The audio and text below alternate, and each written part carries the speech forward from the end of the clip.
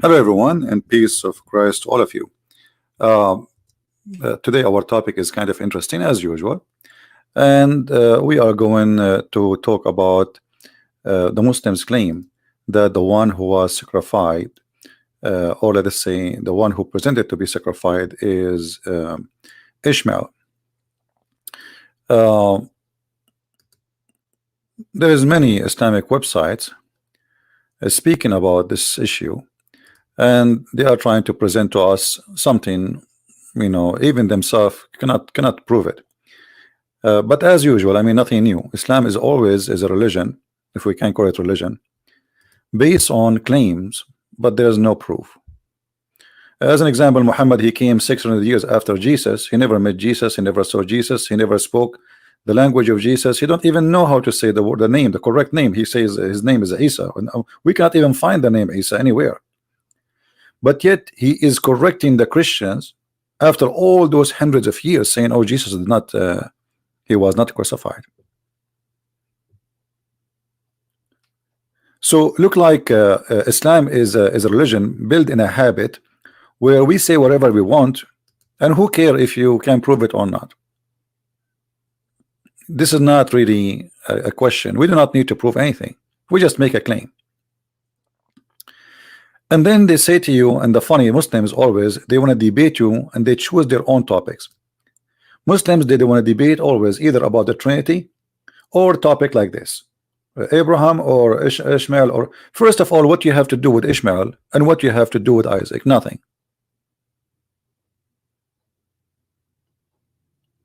Both does not belong to Islam. Many naive, actually, in the Christian churches, they say to you that Ishmael is the father of the Arab. Those who say such a thing to you, they are certified ignorant. And I heard it many times in Christian churches. The Arab is not an ethnic. The Arab is a word meaning the desert. Arabia is a desert. The Arabian is those who live in the desert. They are the Bedouin. Even the Quran agree with me. So we are going to discuss this topic, and let us go first, start from the Quran. Let us show the screen and start our school, which no Muslim can refute. All right. I'm not sure why this is coming like this. Oh, I think I'm using. All right.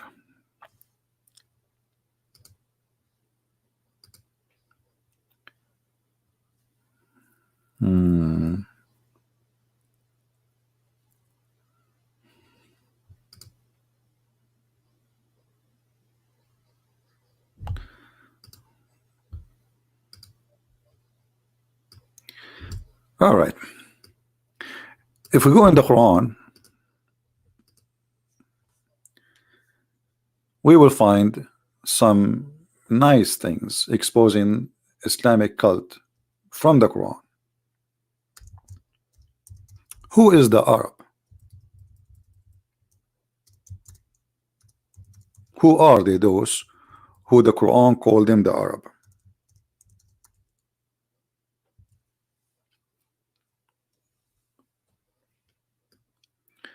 This is the word Al-Arab, which is the Arab. It's all over the Quran.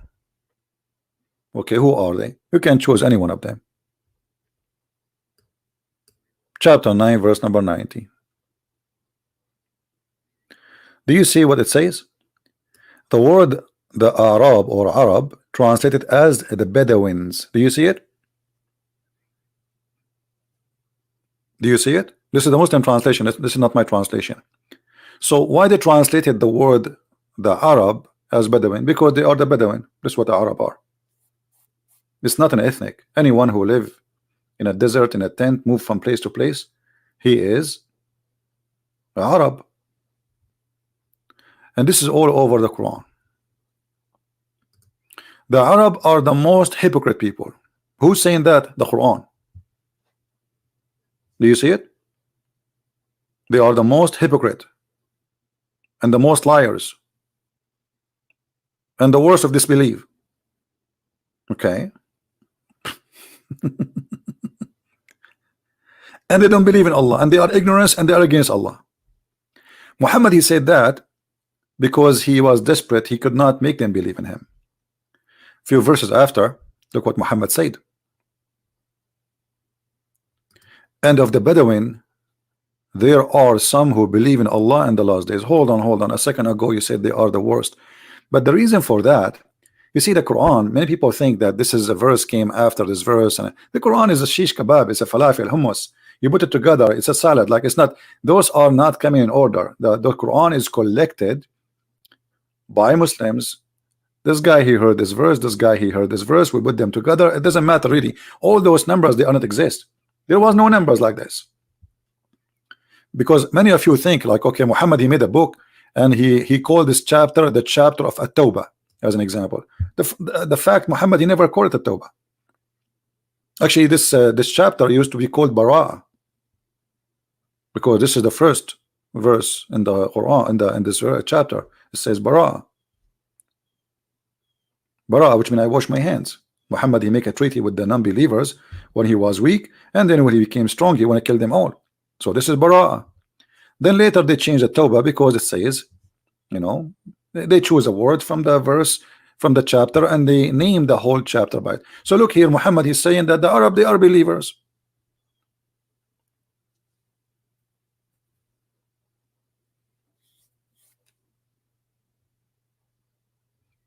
And not only that, they are the first to embrace Islam. What happened to Muhammad? So here you notice the hypocrisy of Muhammad and how he updates his information. Yesterday, the Arab, they are the worst, the most ugly, the most hypocrite, the bad ones, blah blah blah blah blah blah blah blah blah blah blah blah. I mean, this is a guy, obviously he hate the Arab. No, he's not about hating. He's an Arab to himself, but because they did not believe him, so he described him with the most ugly description. Now, when the Muslim, they say that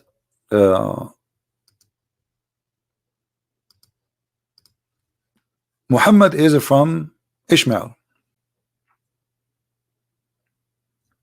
Muhammad is from Ishmael. Let us make it simple. Abraham is from Iraq. That make him either he is he's an Aramaic, he speaks Aramaic, this is his language, and he is either Assyrian, you know, I mean, as an ethnic, he is from that land, which has zero Arab. And as I said, Arab is not an ethnic, which means Abraham in certain time he was an Arab too, because if he live in a tent, that make him an Arab. If he live in the desert, that make him an Arab. So if he move around in the desert, that make him an Arab. If he settle down and then he start, this is the stage of the Bedouin life. In the beginning it was like just Bedouin, Arab, and then they start, you know, occupying cities. So look at this. We have Abraham. Let us type in the screen. Let us say, to make it simple, Abraham was from Germany.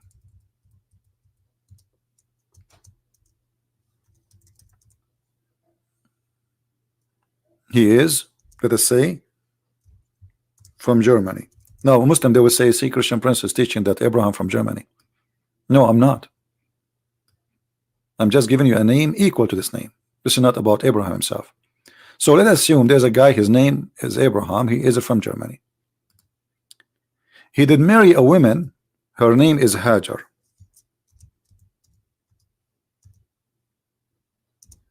From Egypt, which means she is African.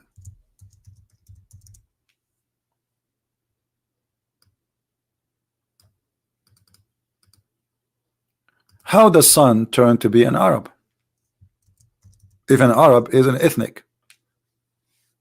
It's like I am an Arabian and I marry a Chinese and my son is German. You see how silly the story is? All Muslims agree that a child belongs to his father, and this is regarding his ethnic. There's a video of a guy, his name what his name, I forgot his name, the guy who was sending pictures without no t-shirt, the big supposedly he claimed to be a scholar. I forgot his name. Somebody maybe can remind me. So this guy, he was saying why in the Quran, he was talking about the language miracles in the Quran. He said why Jesus, he said in the Quran, oh children of Israel. He did not say oh my people.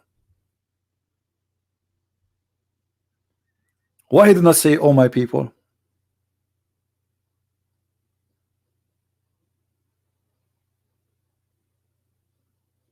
He said because Jesus, he is not from the Jews. His father is not from the Jews. Moses, he said that because he is from the Jews. Guys, don't ask me questions, have nothing to do with my topic. If you are interested in a different topic, leave. This is a place for adult. I'm talking about the topic of Abraham and Ishmael. If you have a different question, either you wait until we finish it or you go take a nap and come back later.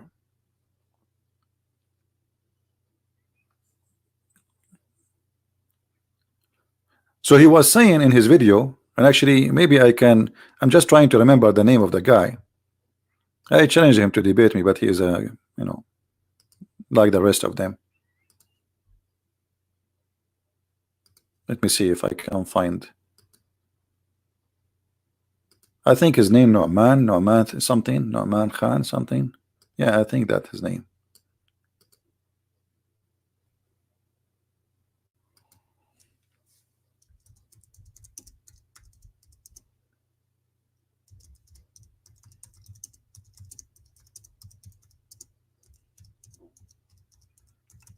I'm searching in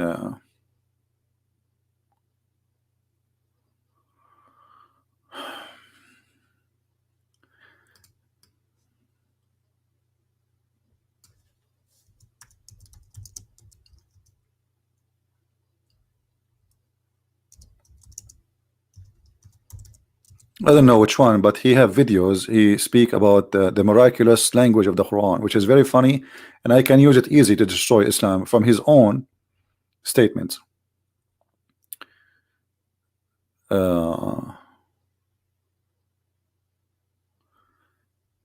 Anyway, this is the guy. I will put him in the screen, but I don't know which video because I saw it before, and actually I think I made a video about it too. All right. And he said, oh, like this is the video. This is one of these videos, you see.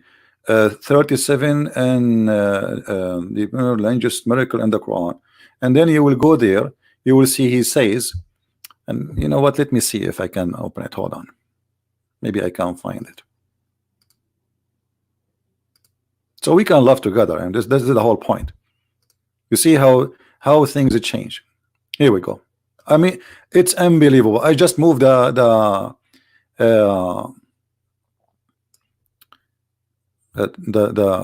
play, and it's in front of me. Look, this is Nu'man Khan, and this is his video, and this video has a 380,000 view. 37 and the language miracle in the Quran. Okay, and now he says in the ayah, Jesus addressing his nation, what he said. When Jesus, the son of Mary, said, O sons of Israel, but Moses, he said, O my people or my nation. Who is the one saying that? This is Nu'man Khan and this is the Quran. Who is the one comparing this with that? Is Nu'man Khan. I will play a little bit of it so we can love together.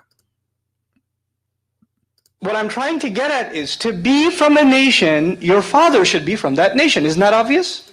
Did you hear it, guys? Did you hear it? To be from a nation.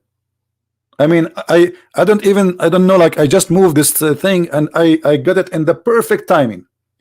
To be from a nation, your father have to be from that nation. Isn't it obvious? Did he say that? Okay, well, Abraham, he have a son. His wife is an Egyptian. His son is what? He's an Arab. So let us say Ishmael, he married from an Arab woman, for the sake of argument. That will not make the children of Ishmael Arab. That will make them Aramic, like Abraham. This is what he just said. This is what Islamic religion teach. Let us hear it again. Or the children of Israel. You know what we learned from that? In Semitic tradition and in Arab tradition, as was carried originally by Abraham also, identity was given by the father. The nation itself is... Identity was given by who? By the father. So what the Muslim, they say that Ishmael, he married a woman, she's an Arab. Bingo. We are done with the debate. And they just say that this is the tradition of the Jews. He said, not me, and the Arab. And he is trying to prove to us a miracle in the Quran. I want to hear it again. Maybe I did not hear correct. In quote, my nation, addressing them with what words? What was the first words used to address them?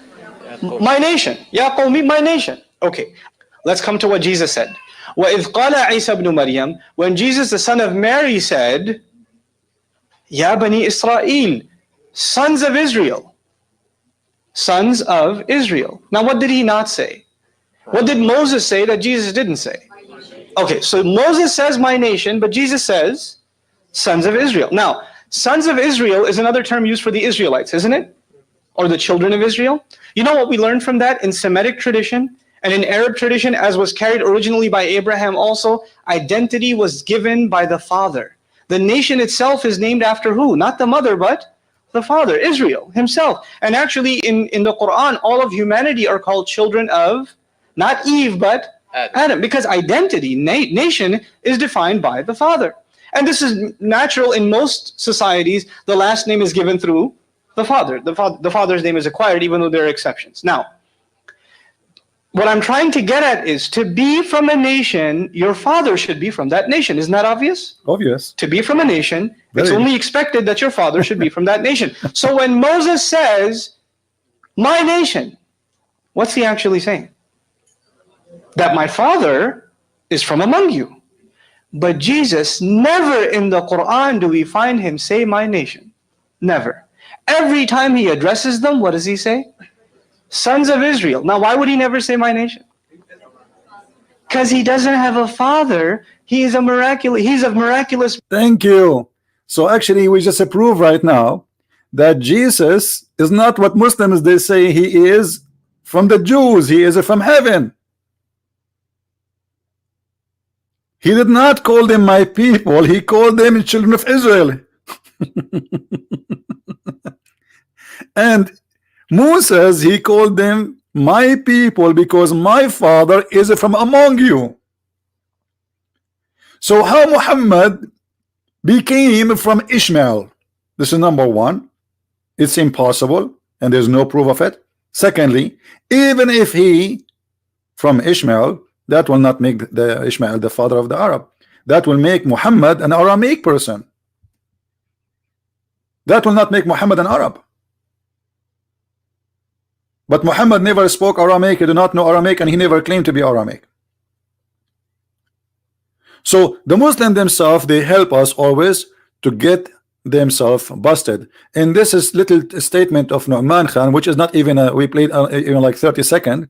Nu'man Khan, he helped us, and this is his video, and this is in the moment 11:11, as you see in the screen.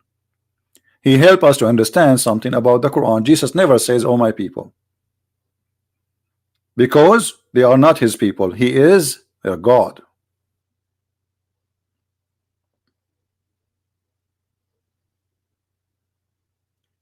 This is why in the Bible Jesus described them. I came to my sheep, and my sheep they rejected me. But he have a sheep. You know, he have a sheep from other place. He is the shepherd. He is the Lord. Moses, he called the Jews my people because he is from the Jews. His father is from the Jews, and we heard Naaman Khan saying that. Jesus, according to Naaman Khan, as we heard, he is not, his father is not of the Jews, so he cannot be considered of the Jews. So based on what we just heard, if Jesus cannot be of the Jews because his father is not exist from the Jews, and he have no father anyway, and Moses is considered from the Jews because his father is from the Jews, that's mean Muhammad himself, he cannot be from Ishmael. Why?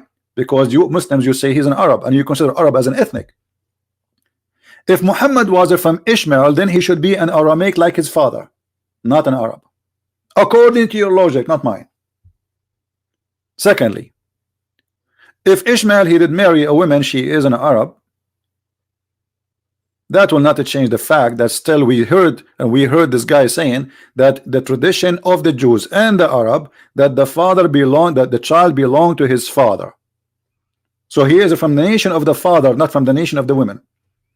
And even he confirms, says even the Quran's sons of Adam, saying the Quran sons of Adam, he never says sons of Eve.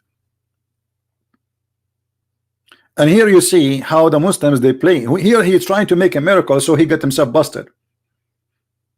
But if he knew that this will be used to get Muhammad busted and the Islam busted by claiming that Muhammad is from Ishmael, he will never say that.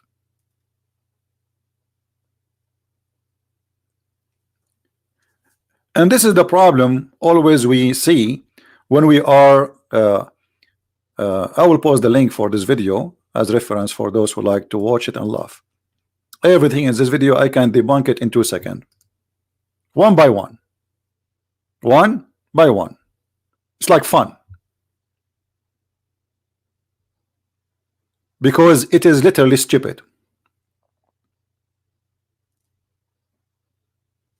Literally.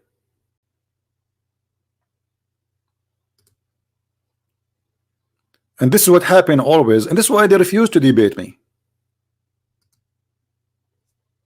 This guy, he sound like smart in front of the one who have low IQ.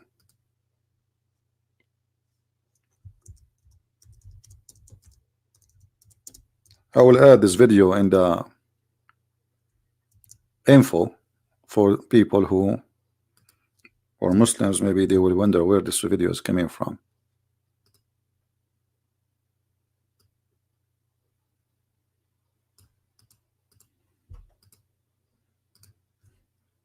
So from a short video made by Muslims, spread by Muslims, published by Muslims, and they have a nice graphic, thank you Muslims, they prove to us that all their claim is false, because this is against the tradition and the teaching of Allah, and even against what the Jews teach, as Naaman Khan he said. Now, the one who claimed that Ishmael is the father of the Arab, who is he? He can prove that to us. Who is the hero in the crowd? He is willing to give me a call and show me where we can find the reference in the Islamic cult saying that Ishmael is the father of the Arab. Who want to do that? Any Muslim?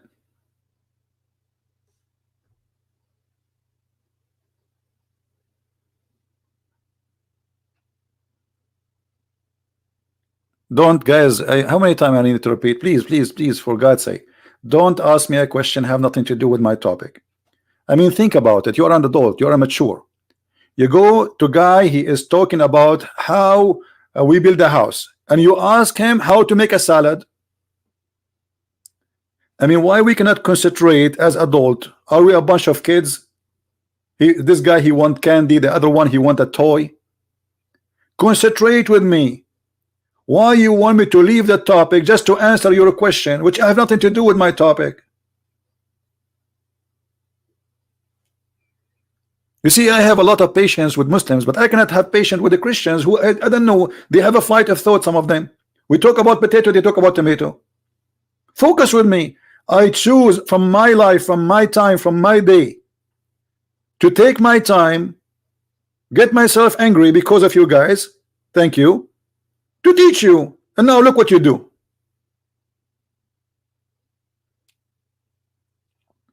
I'm teaching you how to answer and refute the Muslims.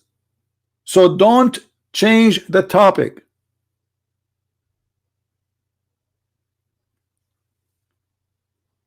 Muslims, where we can find the reference anywhere in the Quran, it says that Ishmael is the father of the Arab.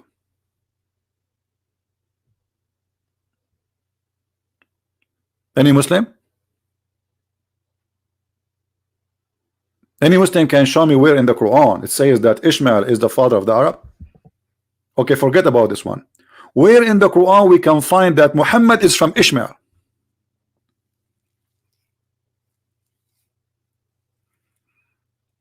Any Muslim? I will shave my 100-foot beard. She is growing very fast. If a Muslim can show me a verse in the Quran saying that Muhammad is from Ishmael, and if it is not, then you need to tell me why. Why? Why it's not in the Quran? As long as it's very important for your religion to prove that Muhammad is descendant from Abraham. So why it's not there? Okay, forget about this. Who is a Muslim want to show me that Muhammad saying it clearly that the one who sacrificed, or the one who was being sacrificed by Abraham, is Ishmael, not Isaac? Not even once. Muhammad, he mentioned that. Why? This is how silly this cult is. It's silly. You know, even the word silly, it's not even qualified. Islam does not even deserve to be called silly. What kind of God he have a time to tell us about the ant who warned the ant? Suleiman is going to crush you. What? What? What happened? An ant, she told the ant. So Allah in his office, he have time to tell us bedtime stories, not even good for kids.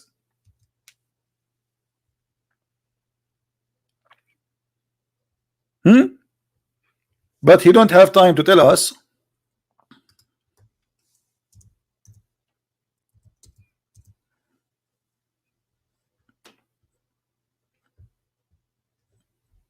and look what the Arab they said to Muhammad each time he tell those stories. This is the tales of the ancient. This is fairy tales, you idiot. You see it? Each time Muhammad he opened his mouth, they say to you, the Arab, they were amazed with the Quran. The Arab, they were laughing at Muhammad. When Solomon he arrived to the valley of the ants, one of the ants, she said, hold on, first, ants don't talk. Now literally they don't, but do the ants and other creatures, insects, etc., they communicate? Absolutely. So we can say they have their own language, but here the Arabic is so clear. قالت حتى إذا أوتوا على وادي النمل قالت نملة يا أيها النمل ادخلوا مساكنكم. قالت, what قالت mean? Translation, even your Islamic translation said, she said, or the ant said. But ants don't talk. And to prove that this is a word she's like the ant spoke, because Suleiman, he heard her speech. Do you see it? Suleiman, he heard her speech. So this God, he have time to tell us a stupid story which is copied from the fairy tales, the legends of the Jews. This is a stories you can find in the books of the Jews. It's a fiction stories about the glory of Suleiman. Suleiman have a flying carpet. Suleiman, I mean, they have tons of stories about this guy. His name is Suleiman, who fly with flying carpet. He have a flying horse. He have a horse with two wings. He was walking in the valley of the ants, and it's exactly actually as it says in the legend of the Jews. So Muhammad, he learned those stories from the Jews, which they tell them to their kids, and bingo, he put it in the Quran. I will give you an example about Muhammad, the copy-paste guy, and this is why he got himself busted extremely, because of his stupid behavior. Muhammad, he believes strongly that the Jews are the one who have knowledge, and because of that, he copy whatever the Jews says to him. We are not changing topic. I will go. We just to confirm an idea how Muhammad he copy, and then we will continue. Muhammad, he taught his followers that urination is the main cause of the punishment in the grave. Have you ever heard of a God? He will torture you in the grave because of your urine? Christian Prince. Yes, who is this? Allah. Well, what happened? In the day of etc., you have some urine touching your foot. Okay, I'm going to torture you. Please. Well, why don't make the private part of the male like the nose of the elephant, so he will not touch himself? So the punishment of the grave, most of it, because of urine. Have you ever heard of a stupid thing? He got that from the Jews, and we will prove it to you. Shall we prove it to you? Let us see.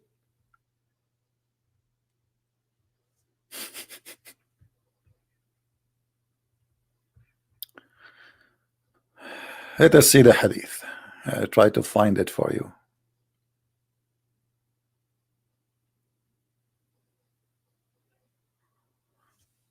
Where a Jewish woman, she came to Aisha. Here we go. Look, guys, this is a Sahih hadith. A Jewish woman entered into me, who is talking Aisha, the wife of Muhammad, and she said, who said that? Take a note, the Jewish women. The torment of the grave is because of urine. Like, what the heck? Do you hear it? Do you see it? And look what Aisha, she said. Please focus with me. I said, Aisha is talking, you are lying. Like, what? You are sent to me by Christian Prince, and you are lying. Aisha, she said that to the Jewish women. You are lying. So it was the idea of the Jewish women that torture of the grave is because of urine. Aisha, not only she said, I don't know about that, she said, you are lying, which means it's silly. Come on, stupid. This is really stupid. So Aisha, she agreed with me that this is stupid. She said, no, it's true. We cut our skin and the clothes because of it. So the Jews, when the skin, when this is how clean they are. When a urine touch their clothing, they even cut, they don't wash the clothing, they cut it off. The Messenger of Allah went out to pray, and our voices became loud, like they are fighting over this now, Aisha and the Jewish woman. He said, what is this? So I told him what she said, which means the urine is the cause of the torture of the grave. He said she spoke the truth. Like, what the heck? Muhammad, he agreed with the Jewish women. And look what Aisha, she said, this is very important. After that day, he never offered any prayer, but he said, following the prayer, Rabba, Jibreel, wa Malaikat, etc., Israfil, you know, please, I seek refuge from the torture of the grave. Do you see it? He never mentioned that before. He never mentioned such a prayer ever before. But after the Jewish woman, she said that Muhammad, he cannot even pray to Allah without saying, please Allah, I seek refuge from the punishment of the grave, which is because of what? Because of urine, which means Muhammad, he used to piss on himself every day. Otherwise, if you don't piss on yourself, why are you afraid of the punishment of the grave? Because of urine. Are you getting my point? If I'm not doing that, why I will be worried about my piss touching me and there will be torture? I'm not doing that. But this is the proof that Muhammad, he pissed on himself every day. And he never prayed that. Look, Aisha saying that, not me, Abdul. It says, after that day, he never offered any prayer without saying, I seek refuge by Allah from the torment of the grave. But Aisha, she never heard that before. He heard the Jewish woman like it, saying it. He liked it, he copied it, and he taught. That's it. Do you see it? So we prove easy that Muhammad is heavily infected by the influence of the Jewish stories, and most of it is fiction stories. We have Mr. Muhammad Qasim saying, just to show you the comedy, Muhammad Qasim saying the punishment of the grave happened for various reasons, and the Prophet teaching us the prayer. I mean, do you see the logic? First of all, it's very silly and very stupid to be tortured in the grave, because simply, so what the judgment day for? And in the top of that, you are dead. Are you dead or alive? Are you dead or alive? According to your prophet, two angels will come to you, Nakir, Munkar, Nakir. So the first one will ask you, or that angels will ask you, three questions. Read and laugh. The Messenger of Allah, when the deceased, or he said, when one of you is buried, two angels, black and blue-eyed, his eye, this is not the color of the angel, this is the eye, will come to him. One of them is called Al-Munkar, and the other one, his name is Nakir. They say, what did you use to say about this man? Which man? So he say what he was saying before death. He is Allah's slave and his messenger. So they will show him a picture of Muhammad and they will ask him, what do you used to say about this man? It's the, I mean, the guy, he died. He's dead. And now he is buried under the ground. And now two angels going inside the ground and they are asking him a question, and he opened his mouth and he talk. And the first question is, what do you used to say about Muhammad? The angels will come to Christian Prince after he died. Christian Prince, what do you used to say about Muhammad? He's an idiot of the village. And then the angels, brother, will hit me with the hammer. They will hit you what? They will hit you with the hammer, and the hammer will make you go down in the ground 70 cubits. Do you see it?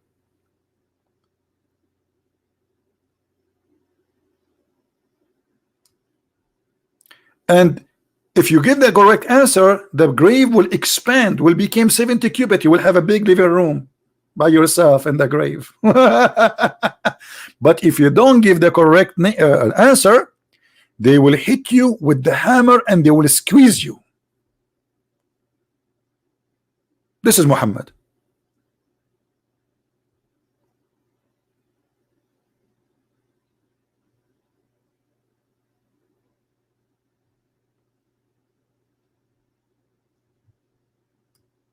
This is Muhammad and the story of Muhammad.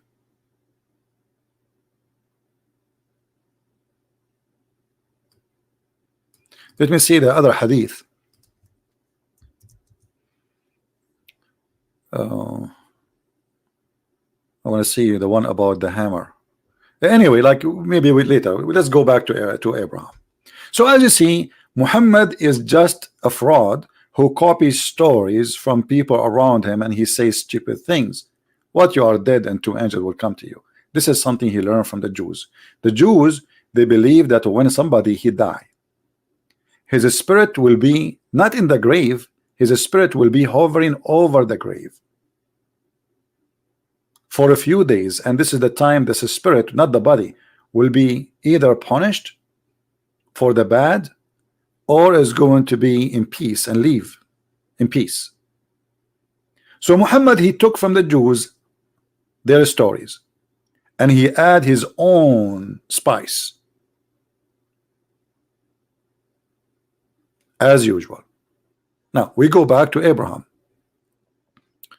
who is a Muslim. He is going to show us where in the Quran it says Abraham is the father of Muhammad or the grandfather of Muhammad. Anyone?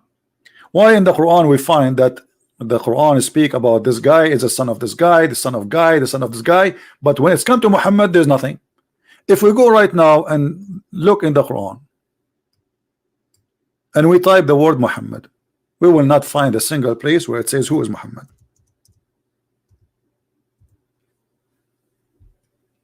Those are the verses speak about Muhammad. Chapter 3 verse 144, 3188, 3340, 47:2, 48:29. That's it. Okay. First one, who is Muhammad? He is just a messenger. This is the definition of Muhammad. How come you call the Jews the children of Israel?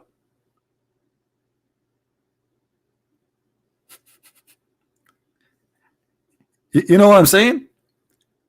Why the Quran says that Abraham, he have a son, his son is Isaac, his son is Ishmael, his son is etc. So why Muhammad, why Isa himself is a son of Mary, but Muhammad is a son of no one?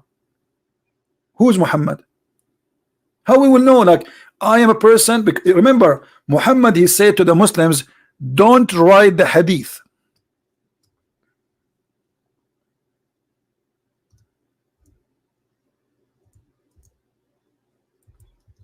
Anyone who write the hadith, erase it. And I find it very funny, showing me that those who follow Muhammad, they have a problem. Anyone notice why? Imagine I say, guys, hey, don't write after me what I say. And then you write down, Christian Prince here said, don't write after me what I say. Too much hashish. The Prophet, he just told you, don't take down anything from me, and he who took it down anything except the Quran, he should efface it, erase it.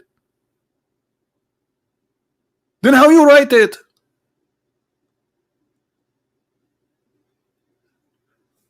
Guys, do you understand the stupidity? Do you understand the stupidity? It's like saying to somebody, don't write on the wall, and you go and you write in the wall saying, Christian Prince, he said, don't write in the wall. I just told you don't write in the wall, erase it. And you go and you write it. Madness and stupidity. So based on Muhammad order that Muslims should not have hadith, how we will know that Muhammad is a son of who? Born where? Located where? And who is he? Because Muhammad, he says, erase anything except the Quran.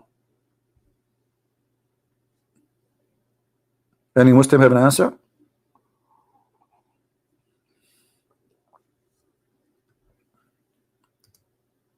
Look what Mr. Muhammad said.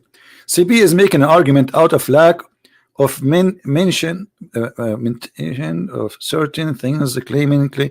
Don't tell me. What about you? Mention it for me. Stop playing your drama. Why you don't call me Muhammad Qasim and let us laugh together? Instead of saying Christian Prince, he have a lack of information. What about you? Call me and give me the information. Look, even people, they are lulling for you. You see the lul? Lul, peace upon him, is lulling at you.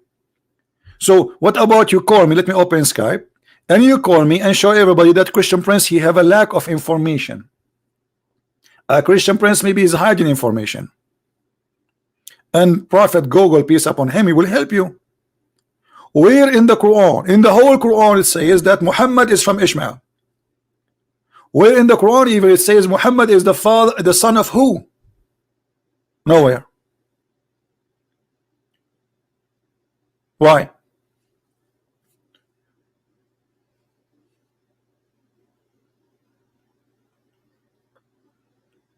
Any Muslim knows why?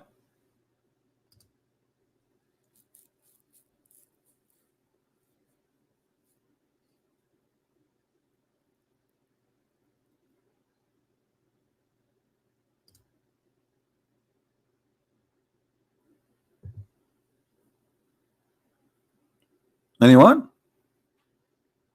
Where is the Muslims who says Christian prince do not know? Well, we want to know from you, who is a Muslim is willing to call us and show us the truth. Muhammad says don't take the hadith from anyone. Don't even write it. Only Quran. This is why there's a group of Muslims and growing now. It's called Quran only. And this is Sahih. This is not authentic. This is an authentic hadith, which means Muhammad, he said that. Okay. So based on the order of Muhammad, how we will know who is Muhammad and why the Quran never mentioned? Is that like Allah was not really smart, he made a mistake, he should mention it?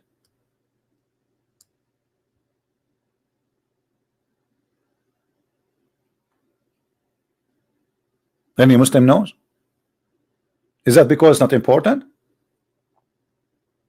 So Allah have time to speak about the ant who spoke to Solomon, but he don't have time to tell us about who is Muhammad?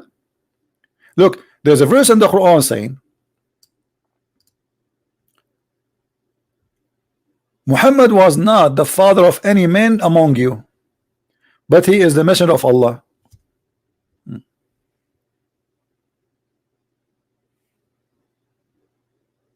Muhammad is an impotent man, he cannot have kids. Quran confirmed that. But why it's mentioning this? Who cares if he have a children or not?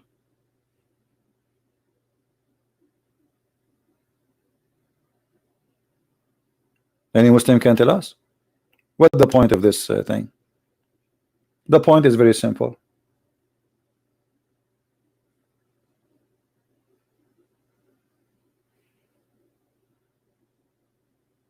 Muhammad is coming from the middle of nowhere, and he never left anyone behind. He have no children, he have nothing, and he is unknown father. You see, the Muslims, if you ask them, if you ask Muhammad Qasim, what is the name of the father of Muhammad, he will say to you Abdullah. What his name? Abdullah. Let us type the name in the screen. Abdullah.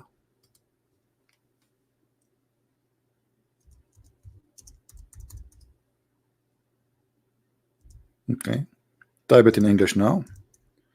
Abd.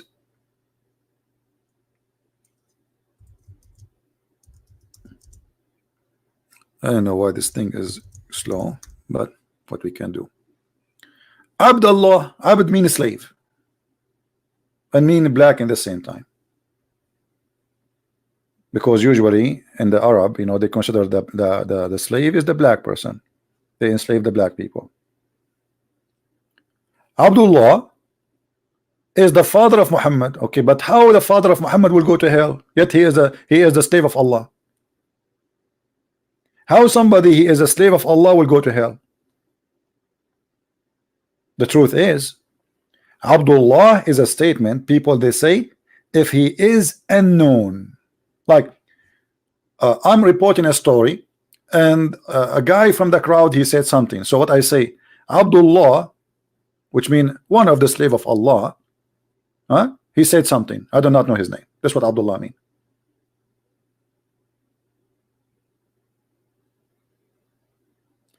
And Islamic books prove that Muhammad was born more than 4 to 5 years after this guy supposedly he died, because he and his father they married in the same day, and supposedly the father of Muhammad he died right away. He went on a trip and never come back.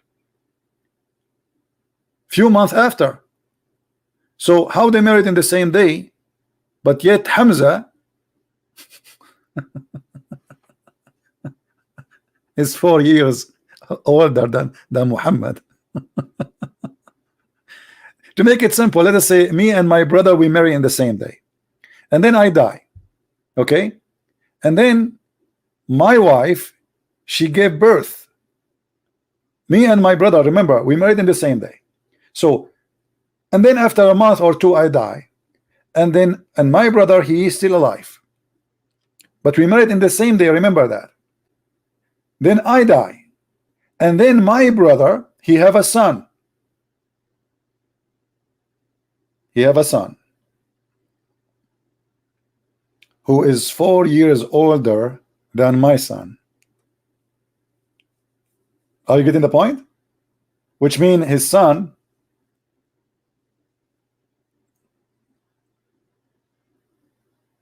if you know, if both of us we slept with the same women in the same day, I'm just giving you the examples, and both of us we made the women carry a child from us in the same day or the same week or the same month, then it's impossible that my son, and I am the one who die a week or two or a month after my marriage, will be born 4 years after his son.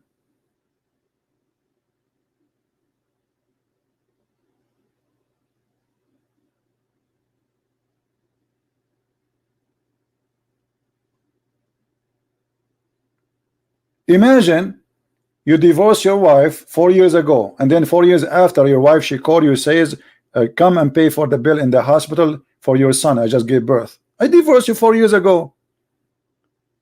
She will say no. This is why the Muslims, actually, they believe that a Muslim woman, she can be carrying a child even up to 10 years after divorce or being widow, because what happened of Muhammad to Muhammad. But this is a different story, and actually there's many hadith speaking about Muhammad. He is an unknown person. He was like a palm tree in the middle of the desert. Nobody knows who is he. Actually, there's a story about a group, a tribe. They came and asked for Muhammad as their son. They claim that he is their son. They claim that Muhammad is their son. However, instead of wasting our time asking who is Muhammad, let us go and see what the Muslim themselves says about Ishmael. Because remember, our topic is what? Ishmael versus Isaac. But I made this introduction little long to show you that anyway, the Arab have nothing to do with Ishmael. And we showed you the video of Nu'man Khan where he says the child go by his father. So if Ishmael he marry an Arab woman, still his children should not be considered as Arab. And we showed you the video of Nu'man Khan. Kabich? Now if we go and read the interpretation of the Quran, chapter 37 verse number 17, وَفَدَيْنَاهُ بِذَبْحٍ عَظِيمٍ. Okay, who is this one who will sacrifice him with the great sacrifice? I will read for the Muslims, and those who speak Arabic, they can read with me what At-Tabari is saying. This is Tafsir At-Tabari. Read with me. And this is the official government website of the government of Jordan. Actually, you know what? Let me open it in Google Translate, Google browser, so I can click to translate, because I'm using Firefox, and Firefox is not supported with this option. All right. This is a Google. I will click in the front of you, translate to English. All right. And saying we received the great slaughter, says it was Isaac the great slaughter. Do you see it, guys? Do you see it?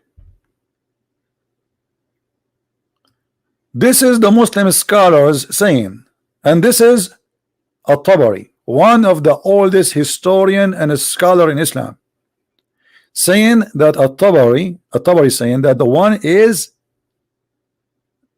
to be slaughtered, it was Isaac.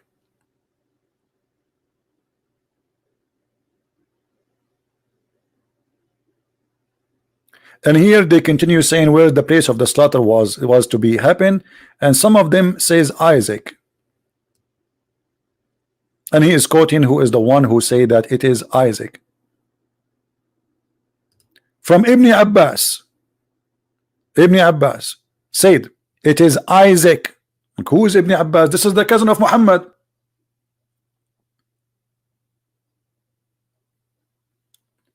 The cousin of Muhammad, who Muhammad he prayed for him to be the scholar of Islam, saying that the one who's supposed to be slaughtered is Isaac.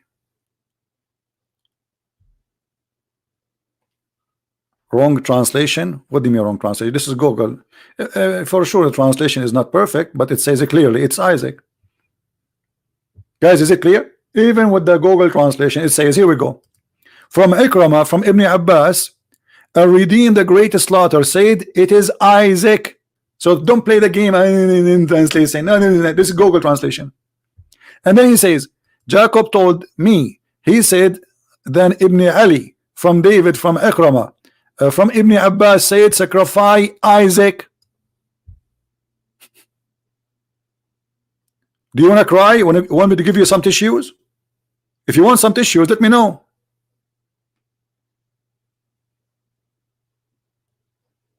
Christian Prince, this is the wrong translation. I don't need to translation. I can read for you in Arabic. Here we go. Forget about translation, Abdul. I suppose that you speak Arabic, right? You know what? I will shave my 110-foot beard if you speak Arabic. And here we go in front of you. قال ابن عباس الذي أمر بذبحه إبراهيم هو إسحاق. Let us zoom. Do you like zoom? Do you like boing boing or zoom zoom? You don't translation. Wrong what? Wrong translation. And not only that, he is saying that this is reported from Ali ibn Abi Talib. Read carefully with me. Read and laugh.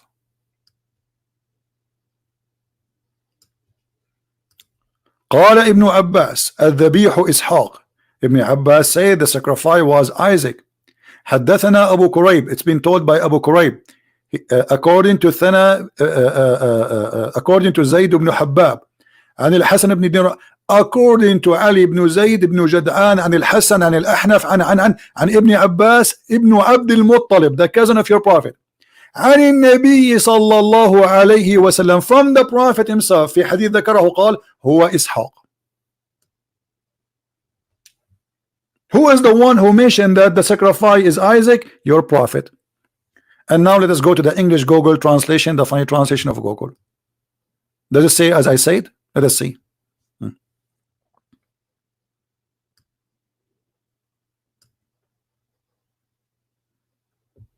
here look at the funny translation. Syphilis. All right. Now it says here from Ibn Ali, from David, from Ikramah, from Ibn Abbas, he said the sacrifice is Isaac. Abu Karib told us that he said from Zayd ibn Habab, from Hassan the son of Dinar, from Ali ibn the son of Zayd, from Jad'an the son of Hassan, and from blah blah blah blah, from Qais, from Abbas ibn Abdul Muttalib, the cousin of Muhammad, from the Prophet, peace be upon him. In the hadith mentioned, he said it is Isaac. Do you see it? Who won the link? But by the way, I will give you the link in Arabic, and then you can click at Google translation. This is the same as I did. But do you see how easy we prove it? This is according to the scholars that Ibn Abbas, the cousin of Muhammad, and Muhammad saying that. Are we done? No, we are not, because there's more. If we go back in the Arabic, let me give you the link in Arabic and you can click at the trans. But remember to use Google browser, otherwise it's not going to open for you. I mean the option for translation.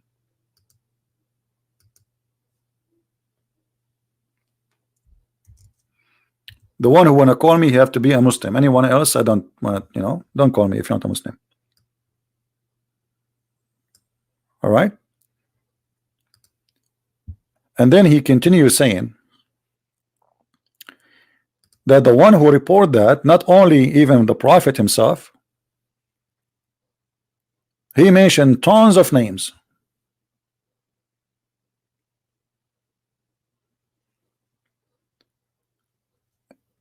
Like great names in Islam. As an example, he says,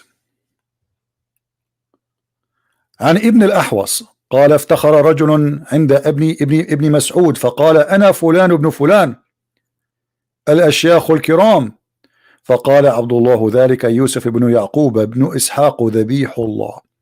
A man, he was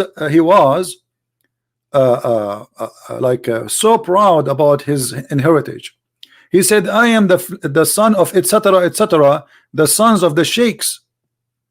Abdullah, they are reporting a story about this person. He said, Abdullah, he says, that is Yusuf, the son of Jacob, the son of Isaac, the slaughter of Allah, the son of Abraham. Let us see it in English.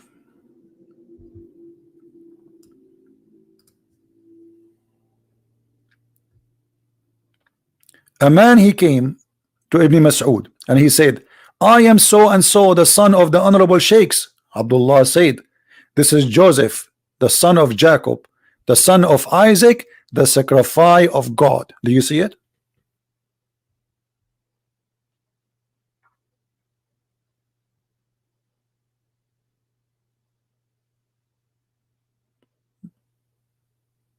Is it clear?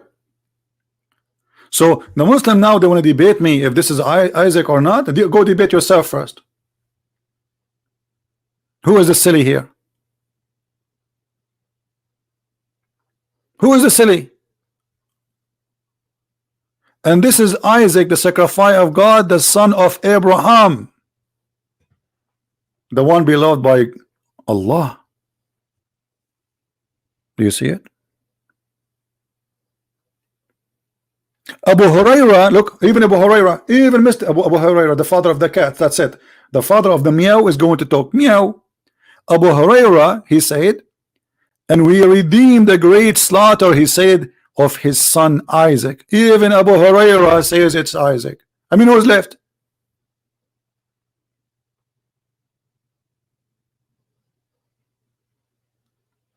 Who's left?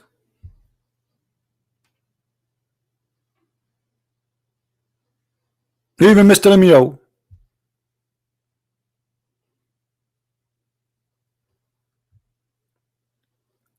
Mr. Abdullah saying there is like Muslims, there is disagreement if it is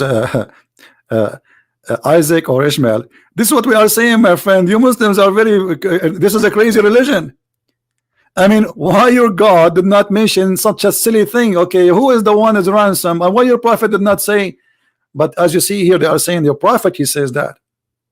So what disagreement? The Muslims agree about not to agree about the meaning of the Quran. This is the only agreement they have. I never saw a Muslim agree with a Muslim about anything. We Muslims agree about, I can show it to you actually from a May Tafsir. They say the scholars agree about not to agree about the meaning of this verse. I mean, do you see how powerful this cult is? Brothers, Christian friends, we Muslims, we have this agreement about this. So why you are debating the Christians about it? Go and disagree with yourself. What kind of religion? They are even confused about a very simple thing like this. If we go in the Bible, we'll find right away the Bible says that this is Isaac. Many verses. The funny that Ibn Kathir, he said, the Jews, they inserted the name Isaac in their Torah because they were jealous of the Arab, but there was no what Arab. What the Arab, you idiot?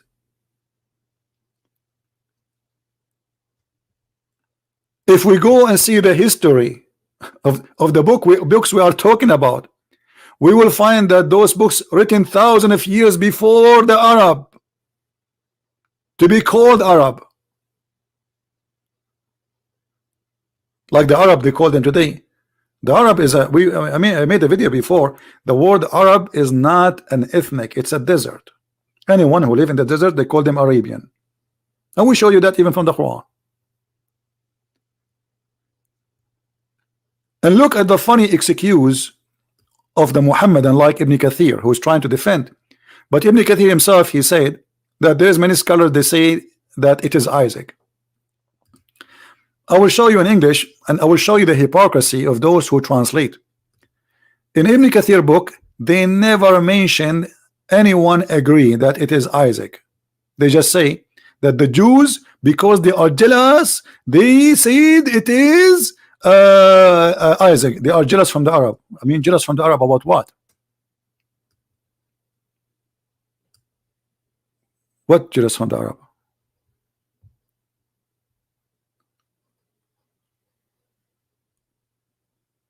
And Ibn Kathir in Arabic, it says how many, and he start counting how many scholars they say that it is Isaac. In English is gone. We cannot find it.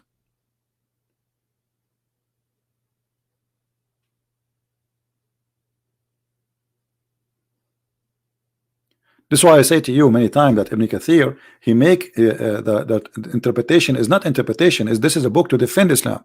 But this guy, he failed big deal, because he forgot that this is even coming from his prophet and Ibn Abbas and Abu Huraira.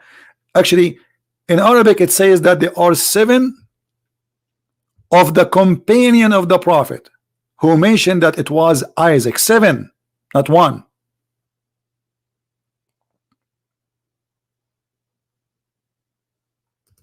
So how they are 7?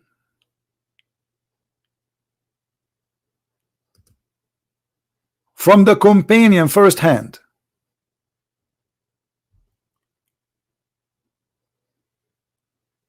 Not somebody came like Ibn Kathir hundreds and whatever years after.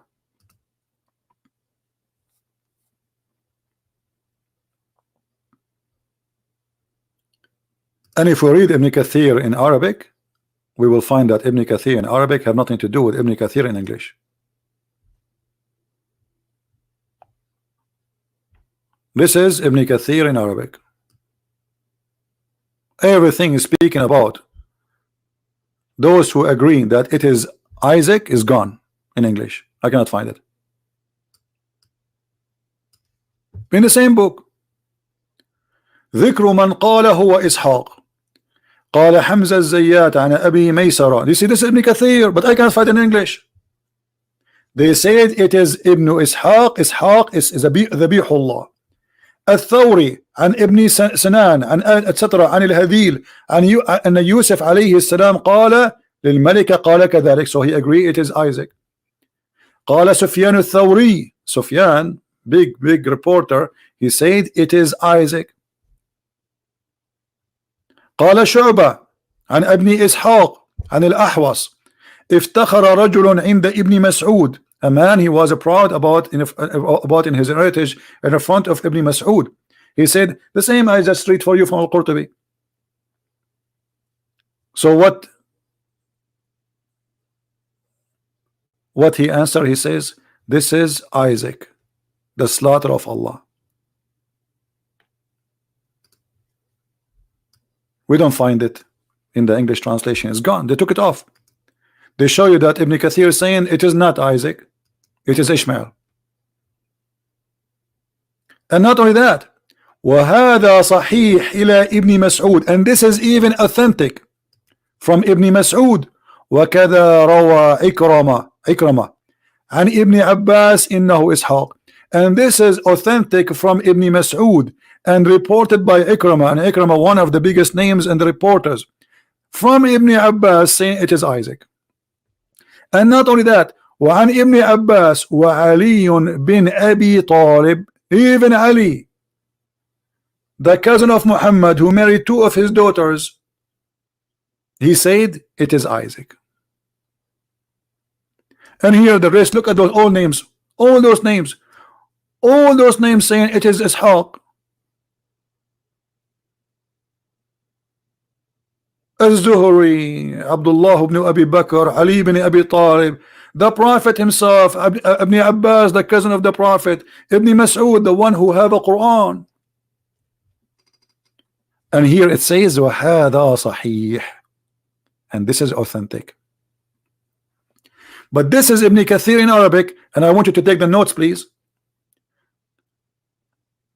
The interpretation of the Great Quran, the book of Ibn Kathir, volume number 12, page number 47, verses of chapter 37, from 113 to from 99 to 113. Take a snapshot.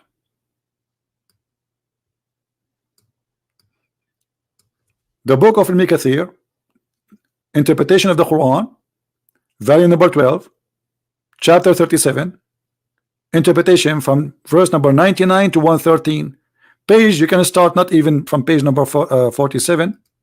You can start from here, the page before it, page number 46, page number 47, and this is Ibn Kathir. Page number 48, it says Ibn Kathir too, it says that. So Al-Qurtubi he report, At-Tabari he report, Ibn Kathir he report, and now the Muslim, they say to us, we have a disagreement about this. Who cares? Even Muslim,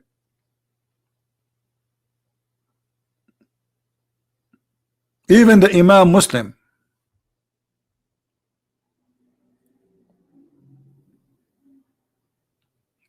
Now, regardless Ibn Kathir he agree or not, this is his opinion. Ibn Kathir, he came hundreds of years after Muhammad. He never met Muhammad, he never been there. He's just trying to defend. And the question here, why we cannot find all those Arabic information in the translation is gone. I cannot find it. Do you know why? Because this is the nature of Islam. The translator, he did hide it in purpose. Don't tell me it was a mistake. The same as the story of Muhammad and Zayd and Zainab. The same as the story of Al-Gharaniq, where Shaitan, he gave Muhammad verses. We cannot find it in English in Ibn Kathir.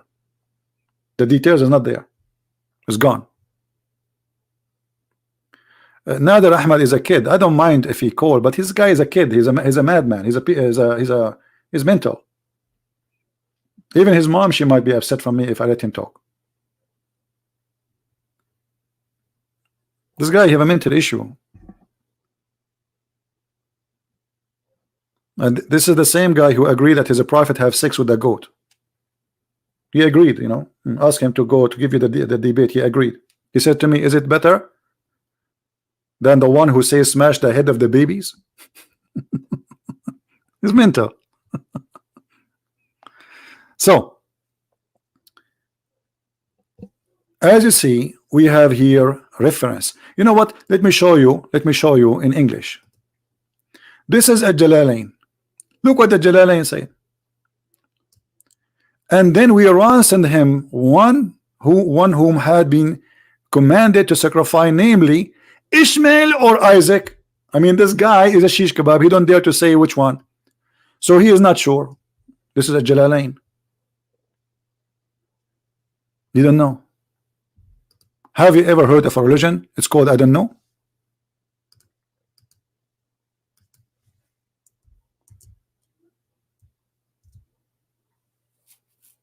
What do you mean either one? Which one? How come the Bible is so clear? The Bible is so clear in many verses saying it clearly it is Isaac. Abraham, he said to God, which one? I have, you know, he says slaughter the one you love. And God, he knew which one he loved more. For sure the father, he loved both of them. Abraham, he said, God, he said to him, the one you love. Abraham, he said, I love both. He said to him, Isaac. He named him by name. And the same story appear in different places, like in Genesis 22.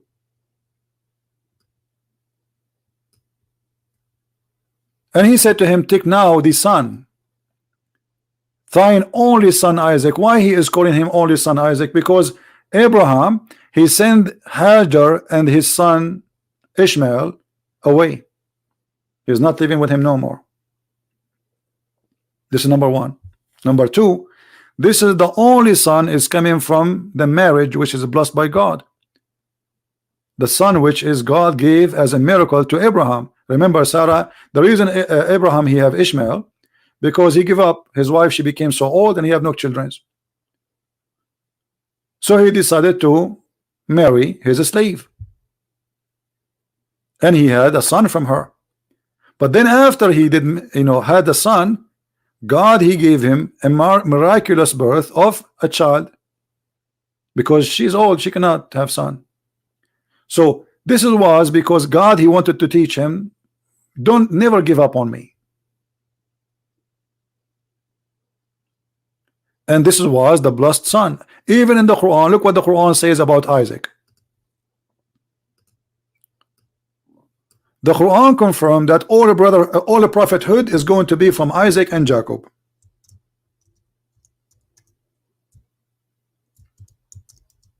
Not from Ishmael.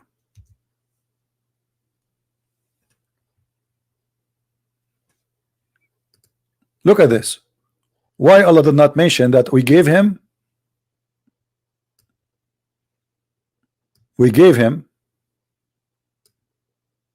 Ishmael and Isaac? Where's Ishmael? Anyone can see? Anyone can tell me where's Ishmael? Look, they are counting all the names. We bestowed upon him Isaac and Jacob. Each of them, we guided them before him. We guided Noah, etc., etc. So he counting all the names. Where is Ishmael? Why Allah did not say we gave him? Ishmael is the older. He should start from Ishmael, not from Isaac. So the Quran, Muhammad is trying to be hypocrite to the Jews.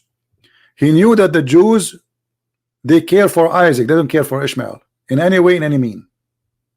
This is their grandfather. So he was hypocrite. And not only that, this is reported many times. Chapter 19 verse number 49.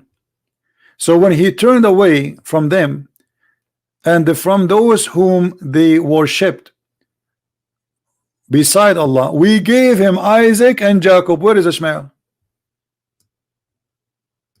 Yeah, do you see what I'm saying, talking about? Where is Ishmael? Why the name of Ishmael was dropped? He should, sorry for that, he should count the elder first. What, Ishmael is not a son now? What happened?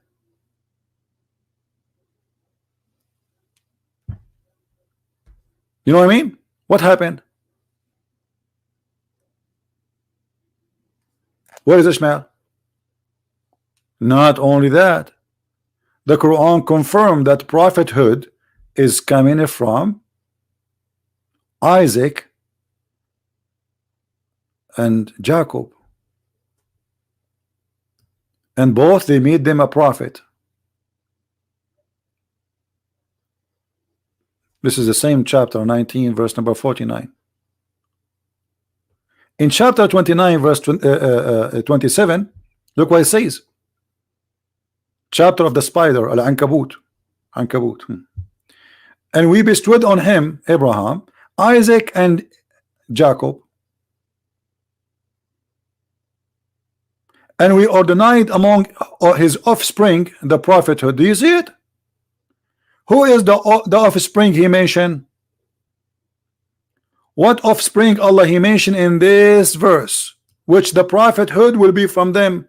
Isn't it obvious? Isaac and Jacob. At this moment, Muhammad was a hypocrite to the Jews. He's trying to say to them, I agree with you, prophets should come from Isaac and Jacob.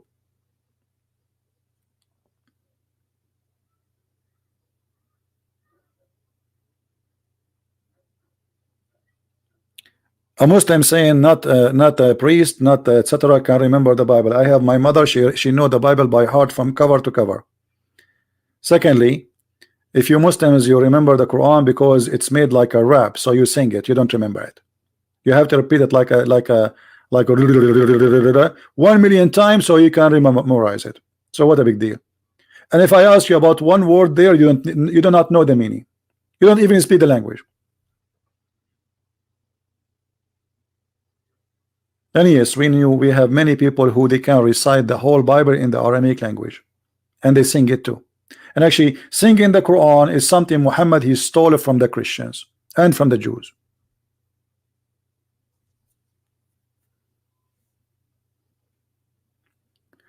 And because Muhammad he was trying to copy the Christian and the Jews, he made a funny book because he's trying to make like there's a tone. Like you see here, the word here is as-salihin. So what is the last letter? In. Okay, the verse after it, alamin. So now he is playing with the meaning just to make end fit. So like I say, yesterday I saw a rat and he was really so fat. And then he told me to watch a movie. I said to him, it's about what? He said to me, I cannot tell you what. I mean, this is, but the meaning is stupid, silly. This is the Quran. There's no connection between the verse before it, the verse after it, because he's just trying to end with a certain letter. He cannot make a poetry. Obviously, he is very weak in the language. All the great poetry of the Arab are made by, which means the people of the desert, by Christians. 7 of them. It's called al-mu'allaqat al-sab'a. The 7 hanged, they used to hang them on the Kaaba. They are amazing. And actually, I made videos before. If you have my book, you will find that Muhammad he stole many verses from the Quran, from the Arabian poetry, which is made long before him.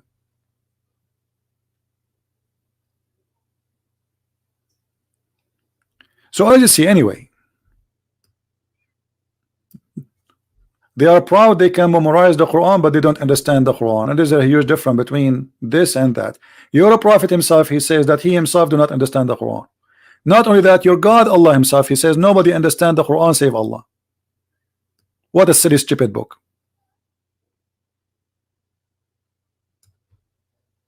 Now all those verses speak about Ishmael, and we showed you from the Islamic interpretation, even their prophet saying that this is Isaac, the one who God wanted to sacrifice. What about this guy, his name Ishmael? Who is this guy? What the Quran says about him? Nothing. Nothing. Few words.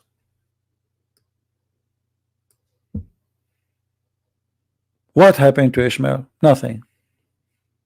What happened to nothing? I mean, even Isaac, what happened to Isaac? Jacob, you see, just to show you the stupidity of the book, it's called Quran. If you ask a Muslim,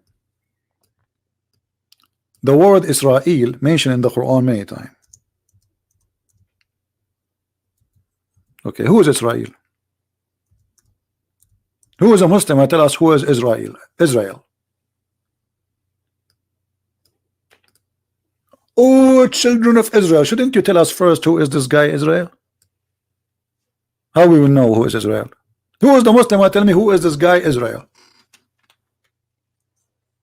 They don't know. They have no idea. Nowhere in the Quran it says who is this guy. The Quran mentioned the name Yaqub, which means Jacob, but nowhere mentioned who is Israel. In order to know who is Israel, you have to go to the Bible. So how can be the book of God, but this book of God, he have time to talk about the ants speaking to the ants, but he don't have time to tell us why this person, his name now is Israel, and how we can connect between them, how we will find out based on the Quran that Jacob became Israel.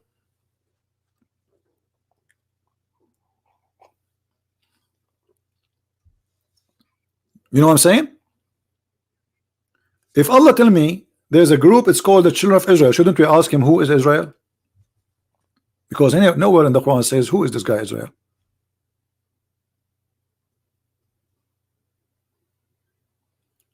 Have you ever heard of Muslim debating Christians and making fun of them because the Bible says that God, he called Jacob Israel because he struggled with him? They say to you, God here, Jacob, he wrestled with God. How many times you heard that? But look, the Quran confirmed the story. The silly Muhammad, by taking the name, he agreed with the story, because this is what Israel mean: the person who struggled with God. That was debating Christians says, so you agree that God, he struggled with Jacob? The Quran says that, you idiot.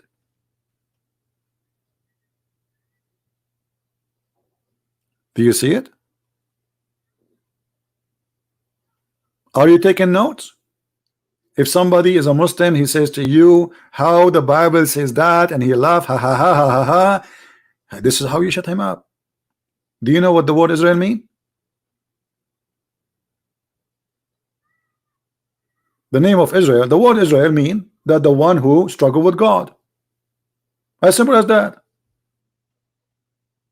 So if you don't agree with the story, you make fun of it. Why you have the name there? Why you don't keep the name Jacob? But the problem is that Muslims, they choose wisely who they will debate. They choose someone who do not know anything about Islam, somebody who don't speak Arabic. You know, they choose, like once he debated Anis Sharoush, who is an Arab. He debated him once. The second time he did not show up. Anis Sharoush was waiting for him. He did not show up. Once is enough.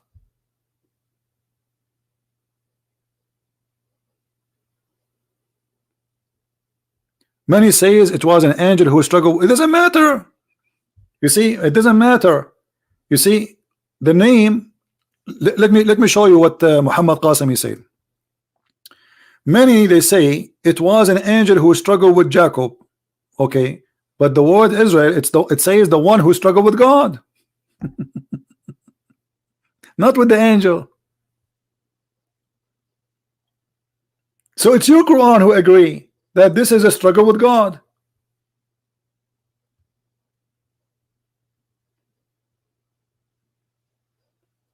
If we search right now what the word Israel mean, in front of you, let us see.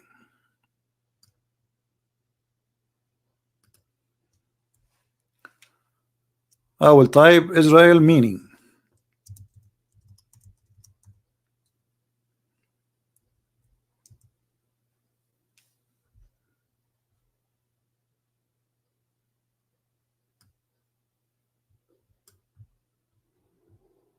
Read any of them.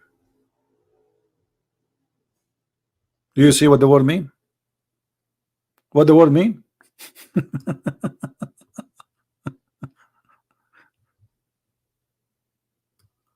This is the Hebrew. This is the Israeli Hebrew meaning of the word. It's in front of you.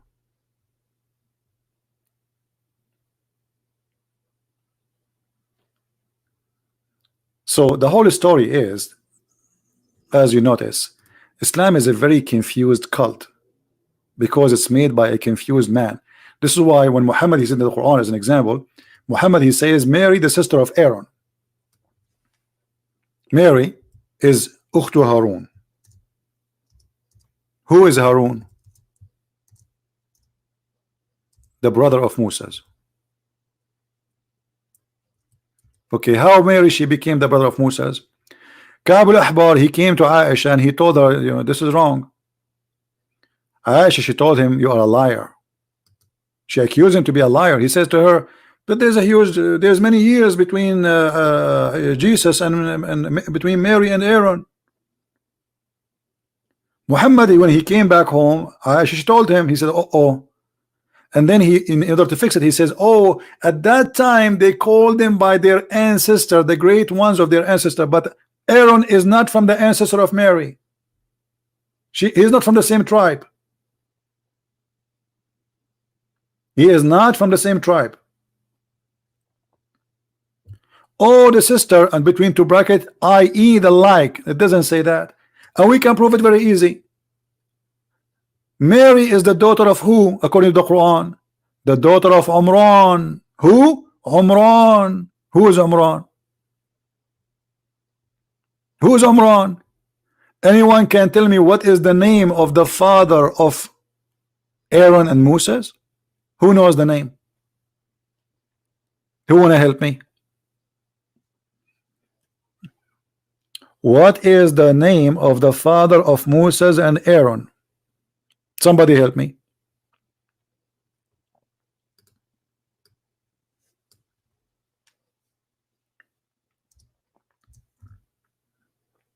Anyone? Let us see how many of you are studying their homework and studying their Bible.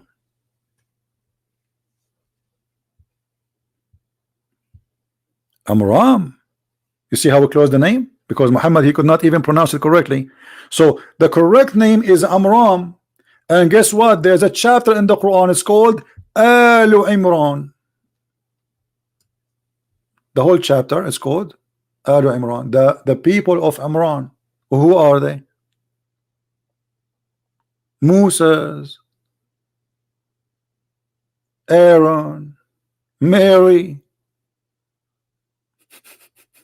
Read it. That's in the front of you.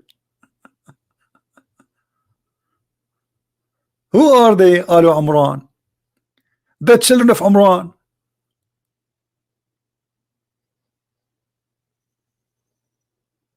Those are the children of Imran.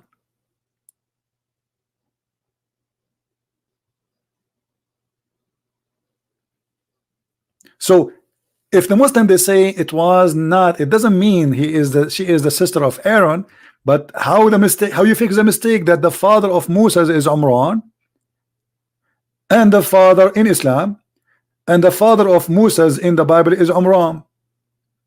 How you fix the mistake that the father of Mary, the mother of Jesus, is Imran in the Quran, but this is wrong in the Bible.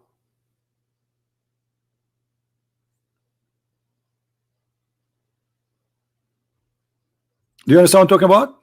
So the Muslim, they try to save their prophet from the humiliation of his lies, saying, "Oh, they are look, you know, it was his, you know, they call they call you the sister of the Arab. Doesn't mean that you are the sister of the desert. Doesn't mean you are the daughter of the desert. No. He meant it. Why? Because in the Bible, who wanna help me where we can find this verse? It says that there is a three are brothers and sisters, Moses and Aaron and Maryam. Is that correct, guys? And the name is exactly as it's written in Arabic, Maryam. Maryam. The silly Muhammad, he thought that Maryam, the sister of Aaron, the sister of Moses, is the same Maryam. It is the mother of Jesus.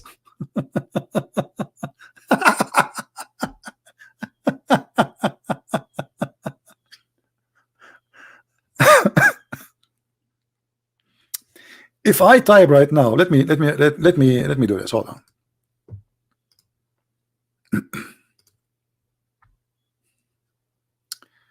If I go to private Google,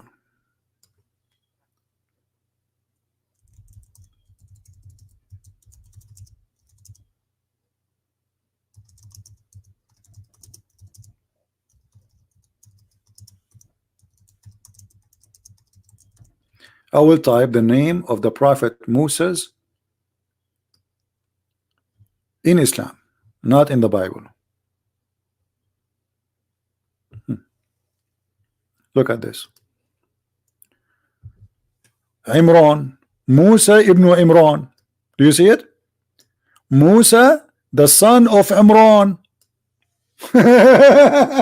Mary is the daughter of Imran. And Mary, and that make Maryam, she is the sister of Aaron according to Muhammad.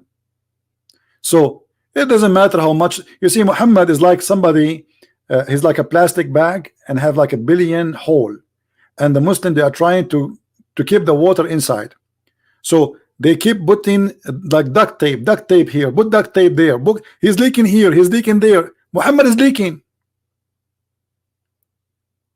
Muhammad is leaking all over. And all the duct tapes in the world will not fix him. Not in my present.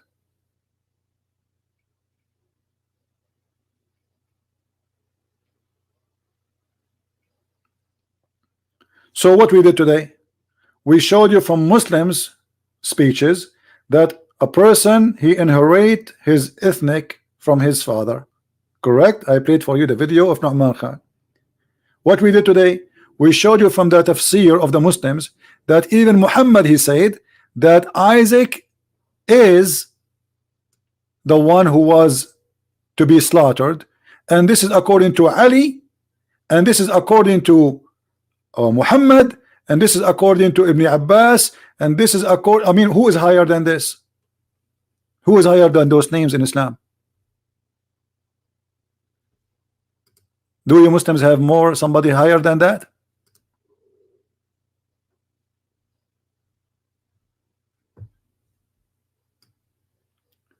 But let me find you the page numbers for those who they like we mentioned the book of Al-Qurtubi, but in this website it doesn't show the page number. Give me a second, let me find the page number. Hold on.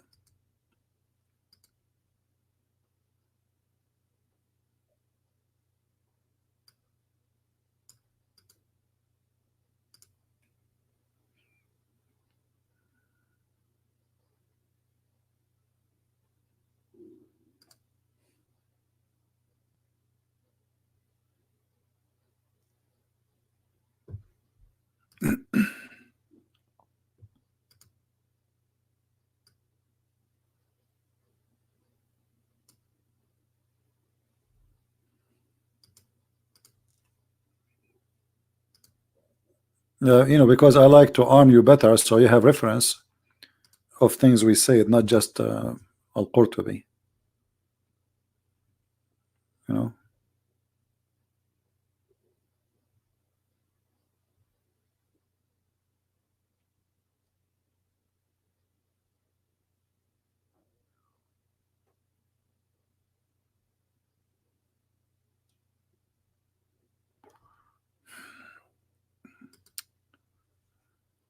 Let us see.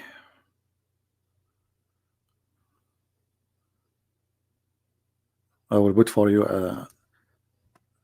let's see, so you can relax after talking about this madness of Muhammad. See, I'm trying to find Al-Qurtubi book in Arabic so we can get you the page number.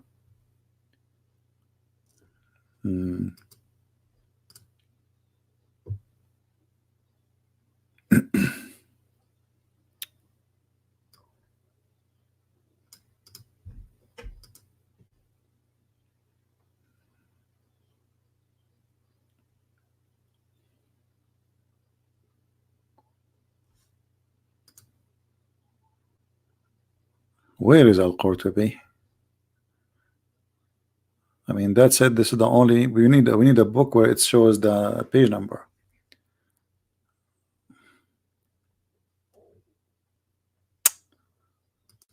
Hold on.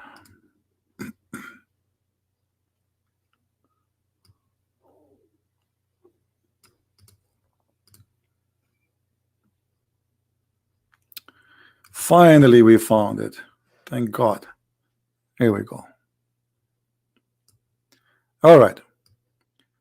This is the book of Al-Qurtubi. Let me put on the screen for you. This is a book of Al-Qurtubi. Interpretation of the Quran. It's called Al-Jami'u li Ahkam al-Quran. Page number 62.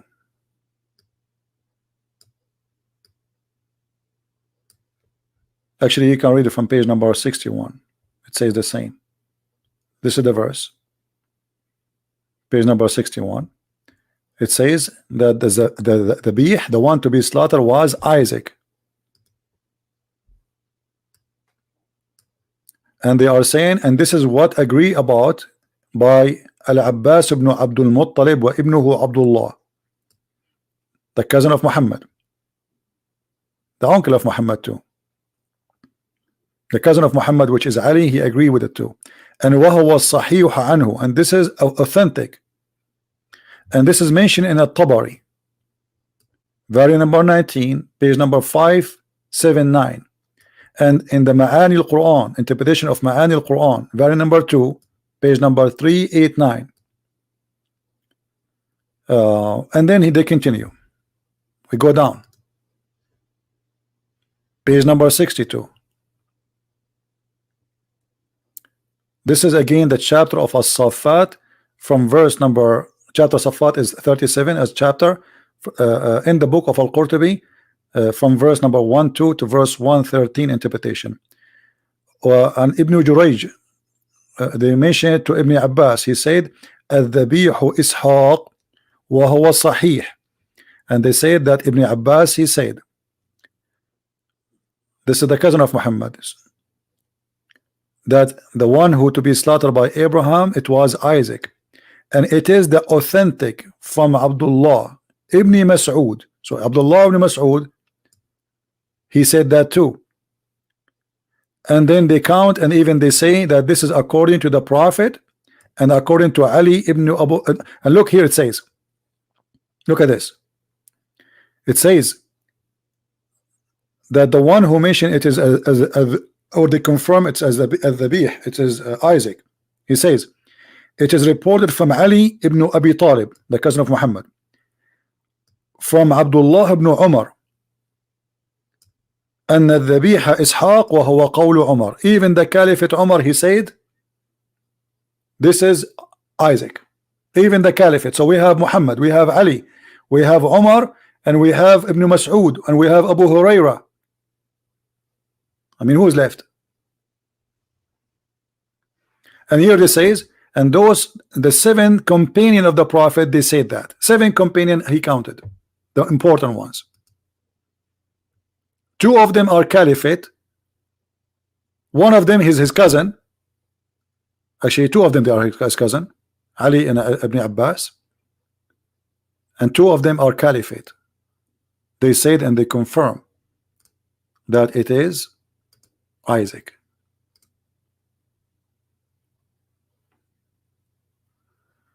Banner is blocking the text. What banner? Oh, sorry. Yeah, guys, tell me, remind me from time if I sorry for that. Did you take the reference? So how a Muslim can debate you that this is not Isaac? But the whole idea, you see, the Muslims, they spread propaganda that Muhammad is from Ishmael. Christian, they copy paste. Many of them, they are like that. There, you go to America, they say the son of Ishmael. First of all, the Arab are a small nation. If we can call them a nation, and I told you 1,000,000 times, I am an Arab. We are not a nation. That's why we look different. We look different. You see, somebody is an Arab, he's blonde. Somebody is an Arab, he have a blue eyes. How's it? Somebody in Arab, the Somalian, they call themselves Arab. But what somebody from Somalia have to do with me? What somebody from Algeria have to do with me? What somebody from Morocco have to do with me? How somebody from Saudi Arabia have to do with someone he is from Algeria? Islam always do Arabization, which means they control and then they force the Arab and the Arab culture. You go to Pakistan, okay, what is the name of any Pakistani guy? Arabic name. They try to dress like Arab, talk like Assalamu alaikum. Nobody want to say in his language. That's it. They don't have a language. The Arabic will take over. And this is the strategic way of Islam to destroy. It come to your country, and then it force the Arab culture on you. And the excuse is Islam. This is the language of God. So you cannot pray to God in your language. You have to pray in Arabic. Slowly, slowly, slowly, you find yourself believing and repeating that you are an Arab person, but you are not. When I say I'm an Arab, doesn't mean I am from an ethnic. It's called Arab. There's nothing. No, there's not such a thing. There's no such a thing. The word Arab is an Aramaic word for the desert.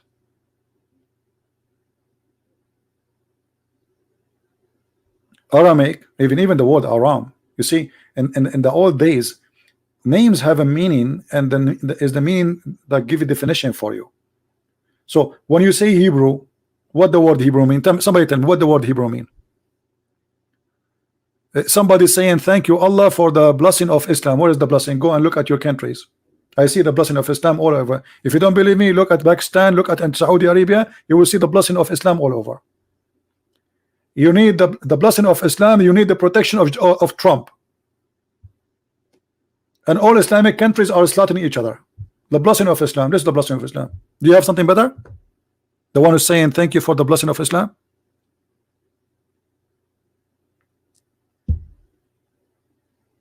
I was asking a question. What was the question? Who remember? Who remember?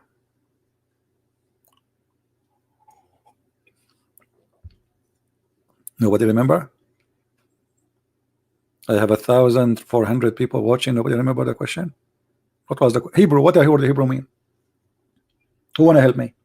What the word Hebrew mean?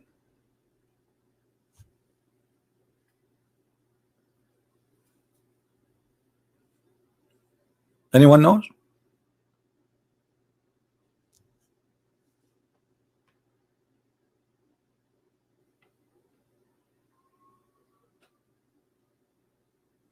Any Muslim knows? Even the Muslim, they called him Hebrew, but they don't know why. They called them children of Israel. They don't know why. They don't know what Israel mean. They don't know what Abraham mean. They do not know what Isa mean. They do not know what the Messiah mean. What do you know? Any Muslim want to tell me what Hebrew mean? What Abraham mean? And why you do not know? Many, they think that the word Hebrew, it is a name of an ethnic. It's not.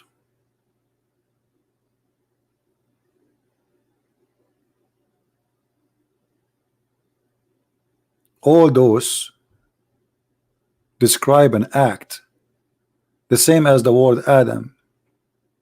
It is not a name. God, he called the first male and female Adam. That's meaning human. It's not a name. It's an act of God creating a human.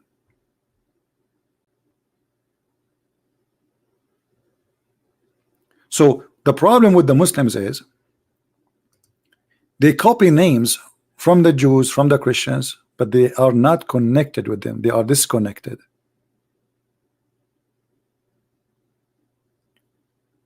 Abraham, it's not Abraham, it's Avraham or Avra, the one who crossed the river, or the one who crossed to the other side. Why Abraham was called that name? Because he crossed the other side, or he crossed to the other side,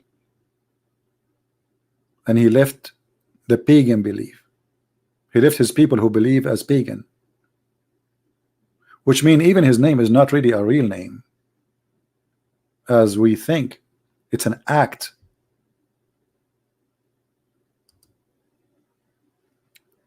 Do you remember before we mentioned that well,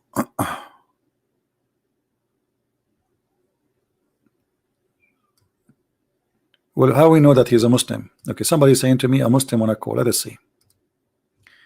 We will give him a chance. Okay. Yeah, the picture he have in his Skype look funny. Doesn't sound like someone serious. But we will give him a chance.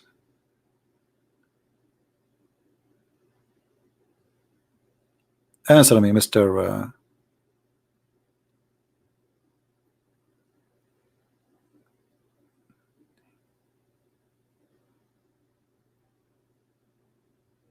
Okay, let's call him.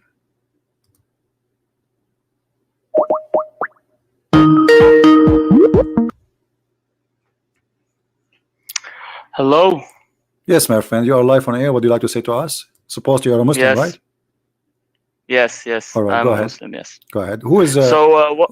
the topic Yeah, is what? about who is the one who Allah wanted to slaughter, Sacrifice. Yes, yes, yes. sacrifice? Yeah. Okay. First of all, you gave us the that quote from the Quran, that verse that you gave, and you took it completely out of context. Which one? The one that you gave about the and we made him sacrifice فأفديناه بذبح عظيم. Okay, you speak Arabic. Okay. What about it? And you took it completely out of context. Why I took and it you out? didn't talk about the other verse that said وقال إني ذاهب إلى ربي سيهدين ربي هب لي من الصالحين فبشرناه بغلام حليم. Okay. So we gave him the good news of a forbearing son. Thank you. Who's that forbearing son? Can you tell me who it is? Who? You tell me. No, you tell me, because Well, maybe I don't know. You see, you see, okay, you speak Arabic. That's wonderful. Here we go. This is Tafsir al-Qurtubi. Can you read for me in the screen? Let me see. And we ransomed him with a great sacrifice. No, read in the screen. It's in Arabic. And you translate. You said, okay. And you translate, please. And you translate. And you translate. Go ahead. Okay, says, this is Tafsir what? Tabari? This is al-Qurtubi. فقال أكثرهم. Read carefully, please. From here. فقال أكثرهم. Translate from there. What is? Okay. فقال أكثرهم الذبيح إسحاق. Translate. Okay. Who's أكثر? Translate. And most of them said the sacrifice is Isaac. Okay. Okay. Who is most of them?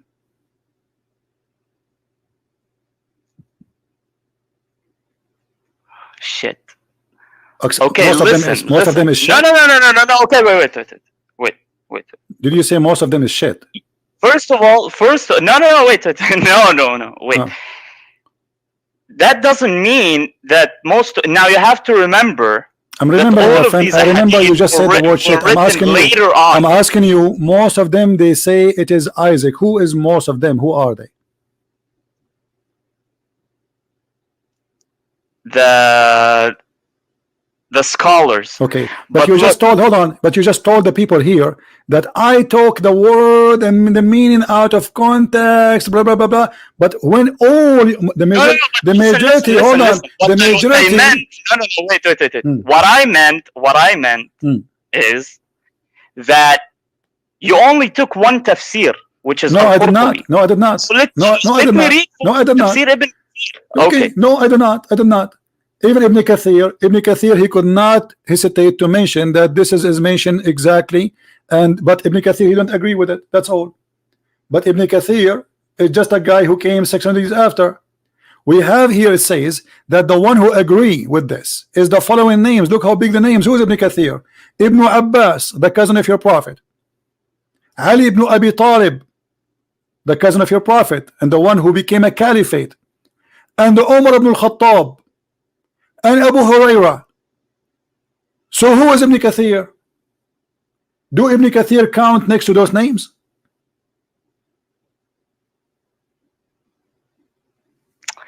Well, of course not. But what I'm saying is that Ibn Kathir is one of the top scholars. No, he's not. No, he's not. You just told me. You just told me.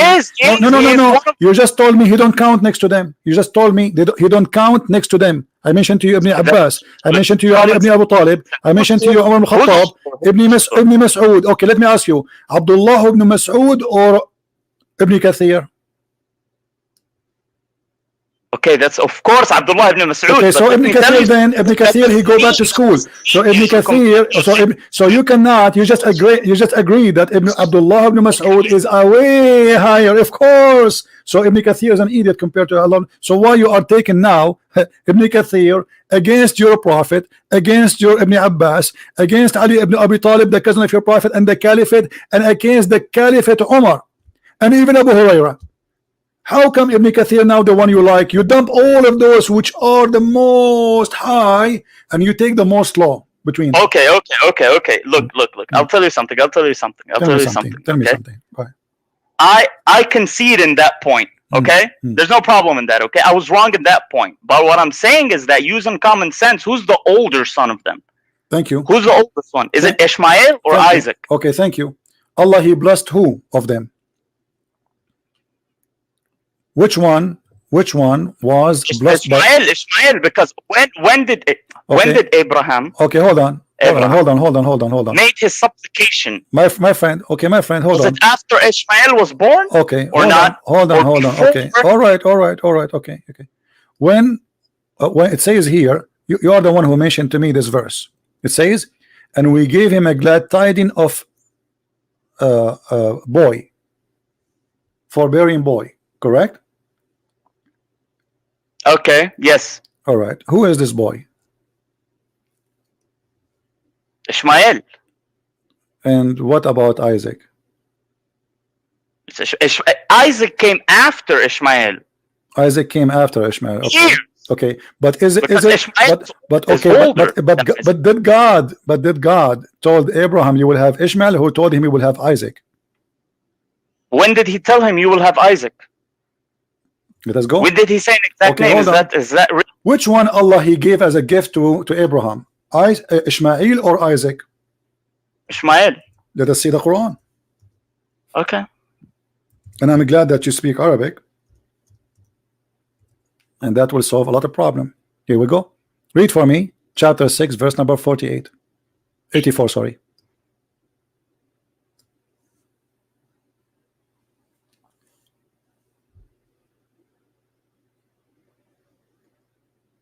وَوَهَبْنَا لَهُ إِسْحَاقَ, and we bestowed upon him Ishaq, Isaac, and Yaqub, Jacob. Each of them we guided, and before him where is Ishmael? So you are the one who said to me that he should mention there's no Isaac. You should mention first Ishmael. Where is Ishmael? This is not related to his supplication. No. Where is Ishmael? Why Allah did not say? Why Allah? Okay, Allah He gave as a gift to Abraham. Well, all the children are gift of God anyway. My children, your children too, right? So, but your God is saying, and we bestowed upon him, and He named 2 names. Correct? And then He jumped to talk about names have nothing to do with this, and Noah and David. I mean, look at this madness here. How Noah became between Jacob and David. Do you see there's something wrong here? And how Job, he became between Solomon and Yusuf. Obviously the one who is making those names up or putting them together, they don't match. They have nothing to do with each other. Nothing to do with each other. Same time, if we go in different verse in the Quran, it says chapter 11 verse number 71. You said to me that when Allah He told Abraham, we are going to give you a son, it is Ishmael. You said that. I asked you, who is this one, the Ghulam and the Halim? You said to me, this is Ishmael. Okay, read the verse. And his wife was standing, and she laughed, but we gave her.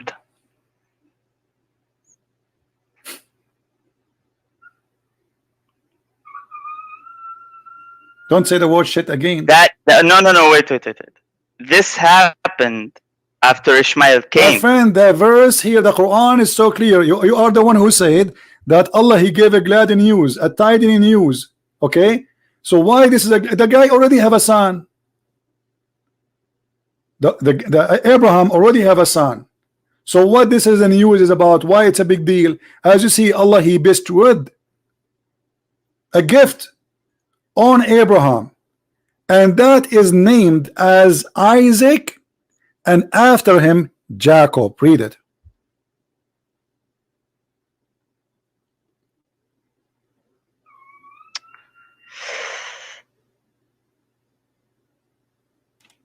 Yeah.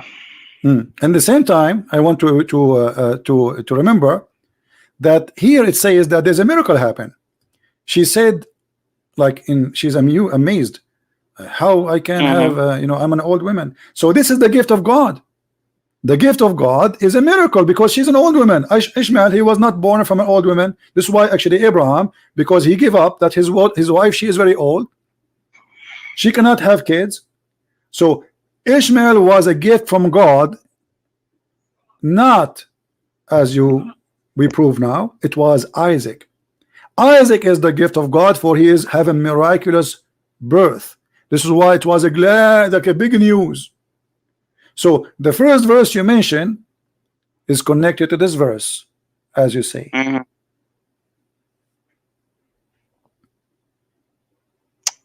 Well, I guess I was wrong. All right, that's wonderful, my friend. Yeah. All right, where are you from, my friend? Do you like to say where are you from? Yeah.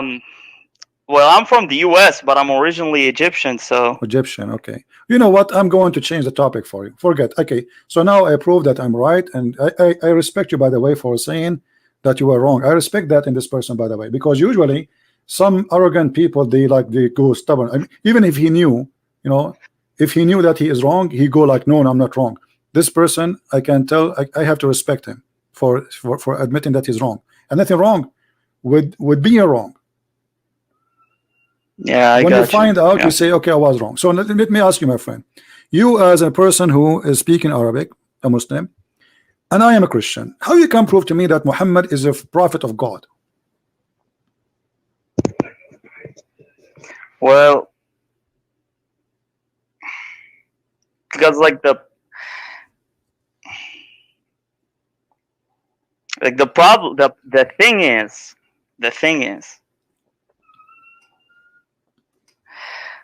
that's what I was taught, basically, growing up.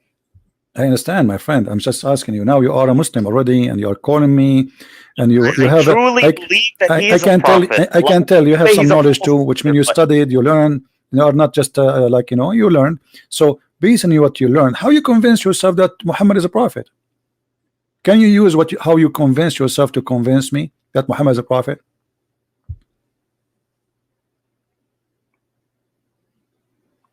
Like you can't what is the benefit? So basically, look, I will use your logic right now. It's a scam, it's a lie, he's a false prophet. Okay, but for what? Okay, let us show you from the Quran.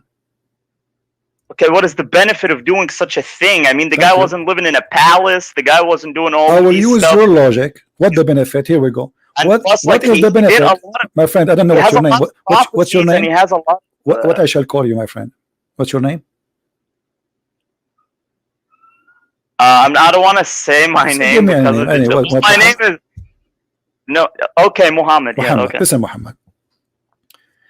A verse in front of us, chapter 33, verse number 50, and you speak Arabic very well. It says, any believing woman, she offer herself to the prophet, yes, tankihu. What does have to do with God?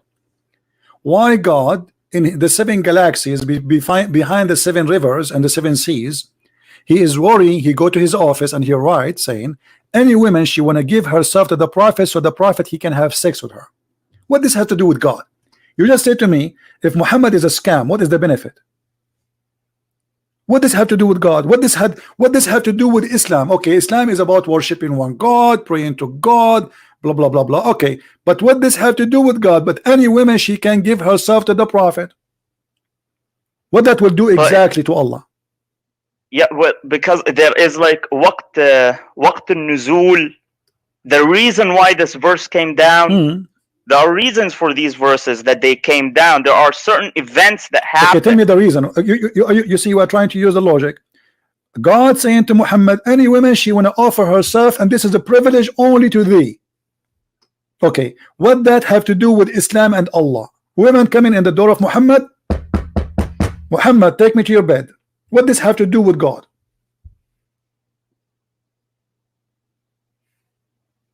Well, as I said, like there are reasons. My friend, tell me the reasons. What does have to do with God? I'm asking you about the reason. I'm not ignoring the reason. I want the reason. Muhammad is a prophet. He have already. Well, okay, if you know the reason, okay. I don't know the reason by heart. I know the reason. It's a fraud, as you said from the beginning. You said How you say that Muhammad, I want to go, you said to me, I want to go with your logic, you said that Muhammad is a scam, so what is the reason? He's getting benefit. You see, all cult leaders, they share two things. They want to take your money and they want to sleep with your wife.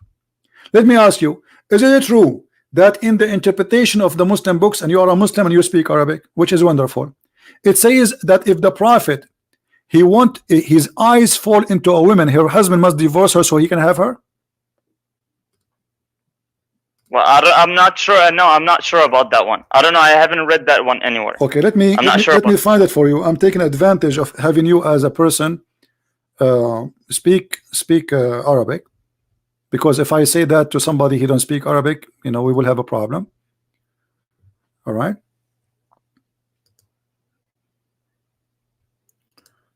Let us find the reference.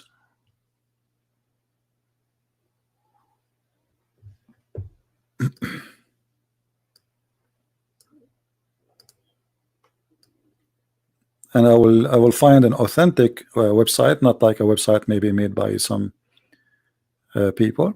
All right, this is the chapter of Al-Ahzab. I will put it for you on the screen, and okay. I want you to read with me carefully, please. This is, I think you know the website very well, Quran KSU.edu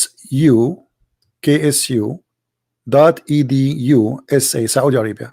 I think you are familiar with the website, right? Yeah, I know this website is right. It's the most trusted one when you want to look for tafsir. That's wonderful. Okay, and this is Tafsir Al-Qurtubi. Let us go down, and as long as you speak Arabic, that's really wonderful. You will find this.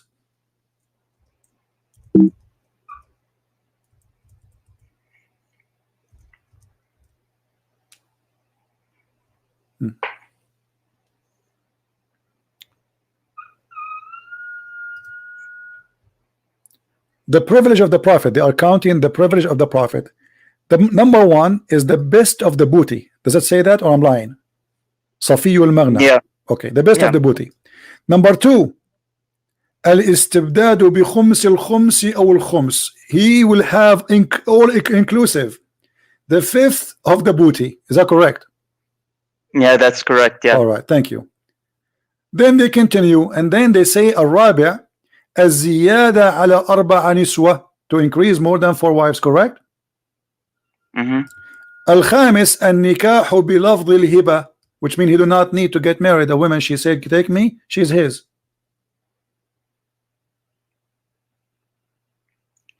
Okay. Number 6, to have sex with the women without the permission of her parents. Yeah, النكاح بغير ولي. Thank you. This is a privilege only for Muhammad. It's all about sex.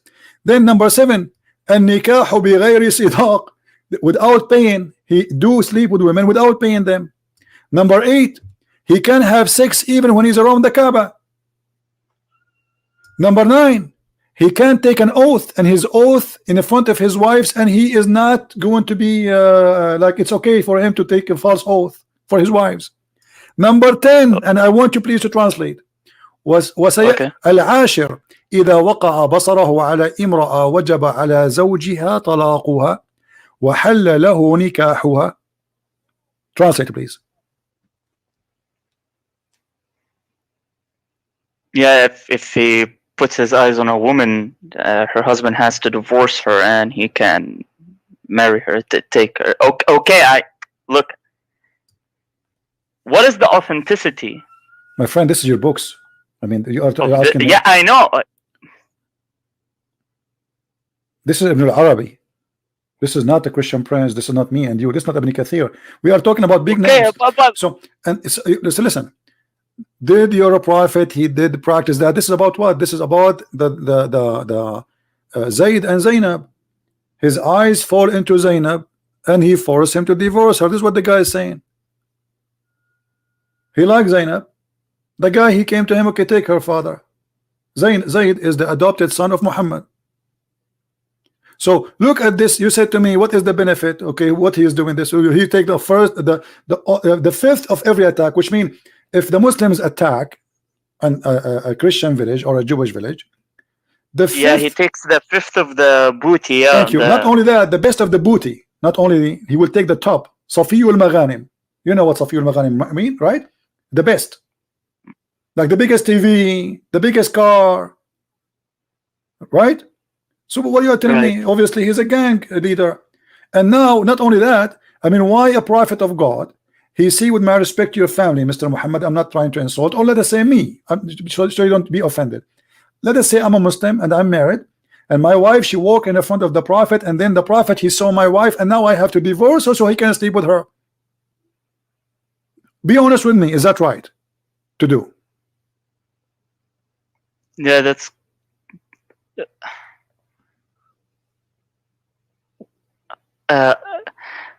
like me.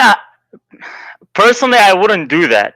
I wouldn't do that. But what guarantees you that that might happen? You know, because at the end, if you look at it, he's a prophet. What the prophet? Okay, see here we go. So God has to keep him away from, you know, away maybe getting seduced by other people or stuff like this. He is seduced already. Look at this. A woman walk by, he want to have her. I mean, the guy is already married. He have 13 wives, and he have many sex slaves. So why he want to have a married woman? It's not enough what you have. He's not like a single guy. He cannot find a woman to marry him. And how in the world a woman, she is married, she have a husband? Just because your eyes fall into her, you force the husband to divorce her so he can have her immediately. إذا وقع بصره على امرأة وجب. You know what wajaba mean, right? It's a must. It's a must for a husband to divorce her. If somebody tried to do that to you, with my respect to your family, are you going to let him do that to you? To be honest, no. Okay, so how you accept Muhammad doing that to you, to you know, whatever people? This is first not just. Secondly, Muhammad, he proved that he have no ethic. Number three, Muhammad, obviously he have a benefit, money and sex, from this religion. He's not serving God, he's serving himself. He made verses. Look what Aisha, she said. Do you know what Aisha, she said to him when he made those verses? She said, "Inni ara rabbuka yusari'u ila hawaka ya Muhammad." Yeah, yusari'u fi hawak. Yeah, I see your God is doing whatever he can to please you. All right. So why Allah is Allah serving Muhammad sexual desire? Why? What does this have to do with God?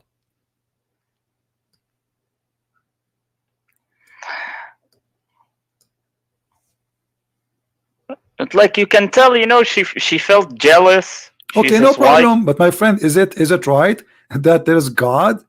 The guy, he have already many wives, he have many sex slaves, he receive many women as gift, even from rulers, additional to the women he kidnapped them from their husbands. So what this is about? Aisha, she is said clearly, now she trying to put an excuse why she did that. I felt jealous, but the fact, she did not feel jealous.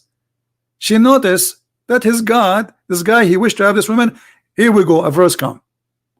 This guy, he want to have a verse come, which means Muhammad, he subjugated God to his sexual desire. Do you believe that religion have an ethic will teach you to have sex with your daughter? No, that's just disgusting. But that did you hear Muslims saying how the Bible says that Lot, he slept with his daughters in the Bible? Have you ever heard this accusation by Muslims? Yeah. They always tell me that. Of course, I mean, brother, read their books and look. It's just. But you see, the Bible doesn't say that God, he says to Lot or to his daughters, go and have sex. This is what they did. It's like me now reporting a crime happened right now in Manchester. Somebody, he took a knife, he starts stabbing people. But that's not God saying that. The Bible reporting a story, and here you see the hypocrisy. Now, if I show you right now, and you speak Arabic, and I'm taking advantage of having you actually as my guest, okay, that you can have sex with your daughter if she is a daughter from adultery, are you going to leave Islam?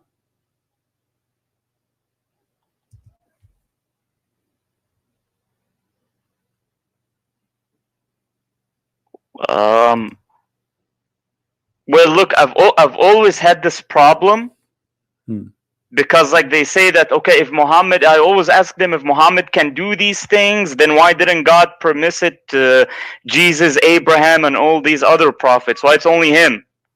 So I already had this problem, but I don't. If you can prove it, then show me. All Show right. me then. I want to see it, but I want to see it from an authentic source, because Sure, like sure. there's no way you can marry your. I've never seen anyone do that who's a Muslim. Oh no, But they will count for you many names actually in the reference. There's many names. Which will go to chapter 25. Hold on. I will put it for you on screen. Give me a second. I'm just trying to open the same website we opened before, as long you are familiar with it. Look like.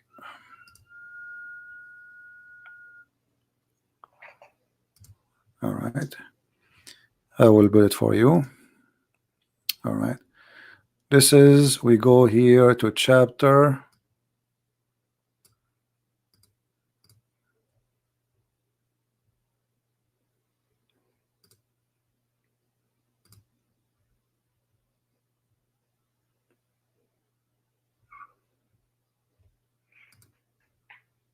All right. This is the website. You agree and you know it. It's very authentic, correct? The same website. yeah, All right. This is Tafsir al-Qurtubi. You can see my screen? yeah, I can see it. Okay. Tafsir al-Qurtubi. Let us read together. Because some Muslims, they said I'm lying about translation. It says, قوله تعالى نسبا وصهرا. النسب والصهر معنيان يعمين كل قربة etc. قال ابن العربي النسب عبارة عن خلط الماء بين الذكر والأنثى على وجه الشرع، فإن كان بمعصية كان خلقا مطلقا ولم يكن نسبا محققا، ولذلك لم يدخل تحت قوله حرمت عليكم أمهاتكم وبناتكم بنته من الزنا، لأنها ليست ببنت له في أصح القولين لعلمائنا وأصح القولين في الدين، وإذا لم يكن نسبا شرعا فلا صهر شرعا، فلا يحرم الزنا بنت أو بنت أم ولا أم بنت، وما يحرم من الحلال لا يحرم من الحرام. Translation. I will translate or you translate. Go ahead, translate. You translate.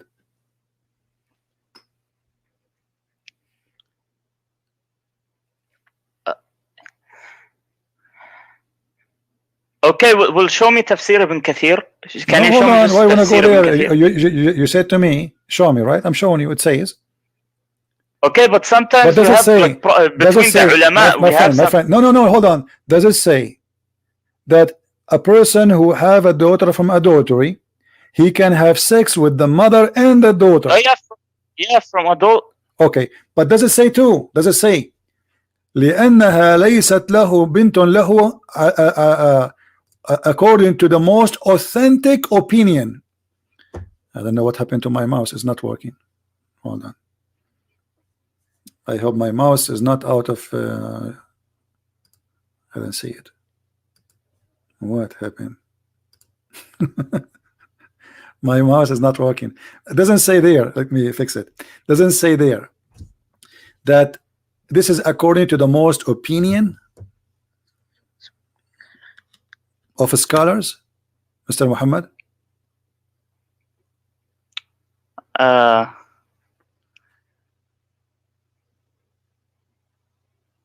Read with me. Yeah, well, I guess. Yeah, well, I Okay. guess you can do that. All right. So, and this is according to who? To the most accurate opinion in the religion. Right? وفي أصح قولين لعلمائنا وأصح القولين في الدين. What kind of religion this religion is? You can have sex with your daughter. This is not Lot having sex with his daughter when he was drunk, and his daughter, they want to have kids because there's nobody around them. They were afraid that they will not have kids and they will not be surviving. This Yeah, I understand, but Okay. also if you look at the bottom, it says اختلف الفقهاء في نكاح الرجل No ابنته problem. من الزنا My وأخته. friend. Like they have differences in this case. But this is Islam, my friend. Islam all it is about differences. Nobody agree about anything. But as you see here, it says أصح القولين لعلمائنا وأصح القولين في الدين. The most accurate opinion. Your prophet, he says, لا تجتمع أمتي على باطل. Do you agree? So if the majority agree upon something according to Muhammad, it must be true. And the majority agree. Yeah. So the majority of Islam, according to Muhammad, is the one who we should consider, and the one we should consider is the one saying you can have sex with your daughter as long as she is a daughter from adultery. What they are saying there, the Quran, just to make it clear, Quran forbid anyone to have sex with his daughter, but if she is daughter from marriage. If she is not daughter from marriage, just what the verse saying here, he can have sex with the mother and her daughter. And there's many stories about many who did have sex with their daughter, and they have sex with the mother, or even they have sex with the sister and they marry the wife, or even have sex with the you know, I mean, it's all, there's tons of stories. So what do you think about this, Muhammad? Yeah,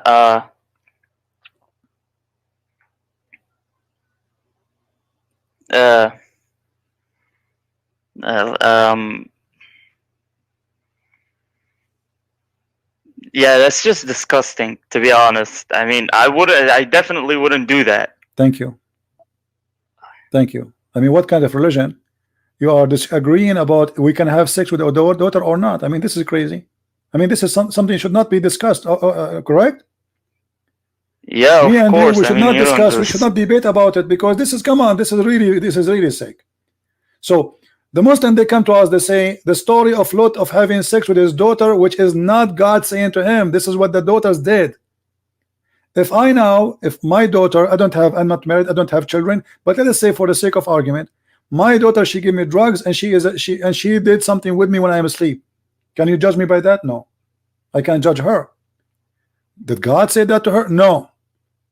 So here we have different story. Here we have religion teaching people that if you have a daughter, she is not of a marriage.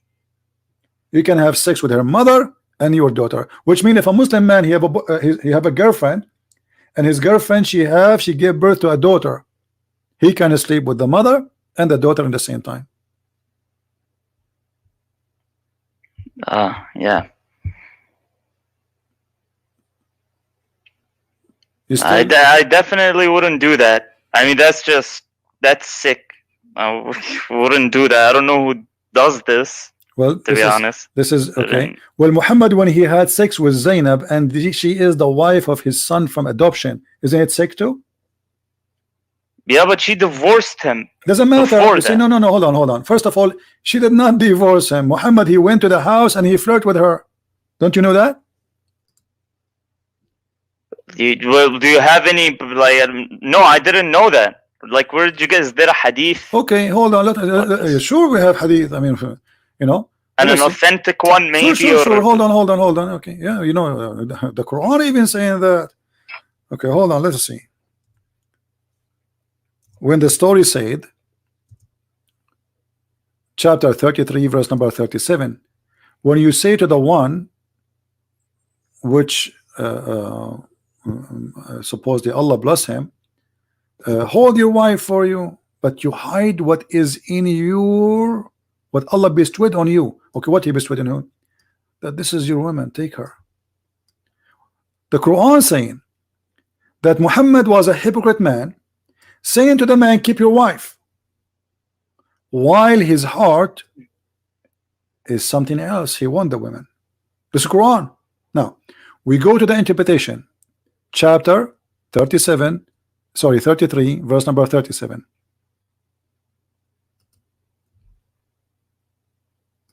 Yeah. And we go to keep 37. Your wife to yourself and fear Allah. Yeah, but he want her. Hypocrisy. Imagine I want the women, but I say to the husband, no, come keep her, man, keep her. Okay, now look at this. And I will show you. We will go right away to the reference.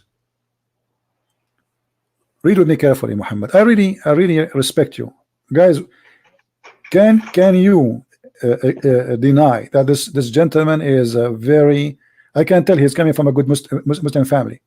I can tell, because usually people are very arrogant. You show it to them in the front of them, they deny, they change the topic. But look, this guy is a decent guy. Not because he's agreeing with me, because he's agreeing that this is what is written, because this is the truth. Usually this is real to happen. So I have a lot of respect for you, my friend Muhammad, even though maybe this is not your real name. Listen, it says here, وقال مقاتل زوج النبي صلى الله عليه وسلم زينب بنت جحش من زيد. Who is the one who married Zainab to Zaid? Muhammad. Okay. I want to take a note. And then فمكثت عنده حين ثم أنه عليه السلام أتى زيدا يوما يطلبه فأبصر زينب قائمة كانت بيضاء جميلة جسيمة من أتم نساء قريش فهويها وقال سبحان الله مقلب القلوب فسمعت زينب بالتسبيحة فذكرتها لزيد ففطن زيد فقال يا رسول الله ائذن لي في طلاقها. Translate, Muhammad. I will leave the translation for you. Go ahead. Yeah, he was at Zayd's house and he saw her And what he said? get up, Mhm. and she was white and good body and all that stuff, and he said, And he Yeah. فهويها. What هويها mean? He liked her, right? yeah, well, he liked her. And then what he said? Subhanallah muqallib al-qulub. So, Woe to God who moves hearts. his heart moved. But he's talking to who? To a married woman. And this married woman is married to his son. This is why he's allowed to be there when the husband is not there, correct? Yeah, correct. You know, you as a Muslim, you don't accept a strange man to go inside your house if you are not there. Unless maybe he's your brother or your father, correct? Correct. Okay. So Muhammad is taking advantage of being the father of this guy, getting inside the house when the man is not there. What he do? He flirt with his wife, with the wife of his son. And look, Yeah, but if you continue, to read, Zayd told him, no, hold on. let me Continue. divorce her. Muhammad, read. فسمعت زينب بالتسبيحة. So what Zainab, she heard, which means Muhammad, he said that loud. When a man he say that loud, it means he is telling her, he's flirting. Okay. Correct? Yeah. Like, Yeah. I might like a woman, but I don't say. I mean, let us say all of us, we commit sin. All of us, we are sinners. And I was walking in the street and I saw a woman, maybe she is married. And like, wow, she is beautiful. But look, he did not even say she is beautiful. He said clearly that Allah, he made his heart flip. And he said that loud. And she heard it. فسمعت زينب بالتسبيحة فذكرتها لزيد. She mentioned what his father said to who? To Zayd. Until this moment, Zayd did not want to divorce the wife. Look what it says. فَفَطِنَ Zayd. Did you see the word فَفَطِنَ? Yeah. He got it. Zayd, he got it. فَفَطِنَ. And then he went to the Prophet. He said, يا رسول الله إذن لي في طلاقها فإن فيها كبرة. So he is trying to get rid of her. Obviously, Muhammad, he want her. He knew he will kill him if he wouldn't get. So he went there. Obviously, he was happy with her all this time. He never complained. Now suddenly, Zayd is not good. Sorry, Zainab is hurting him. No, he is trying to say, okay, you want her. I heard what you said to my wife. She is not good for me. Take her. Yeah. What a shame. Do you accept such a man to be your prophet, Muhammad? A man, you trust him, you give him the key of your house, and he adopt you as a son. He announced, like everybody says, even the hadith says that the prophet of Allah, he screamed, he says, everybody from now on should know that Muhammad, the father of Zayd, and Zayd is the son of Muhammad. He announced it many times. So now he go to his house and he betray his own adopted son. Let us forget about being a son. What about a friend? Imagine a friend of yours come to your house and he do that to you. Yeah.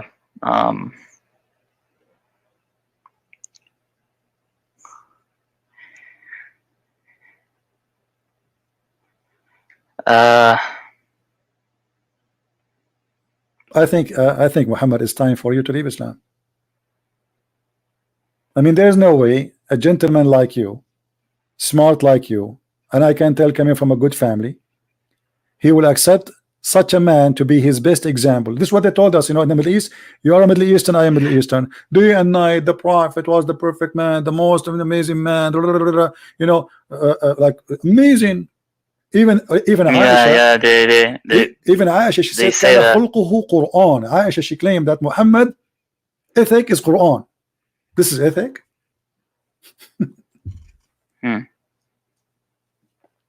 So what do you think, Muhammad? I invite you to leave Islam immediately. You are smarter than this cult. Yeah, just. Well, if it's like that, if it's like, if this is like true, if this is true, because look, I want to say something. Go ahead. Because we all know that when you have a prophet's whole life is based on delivering a message.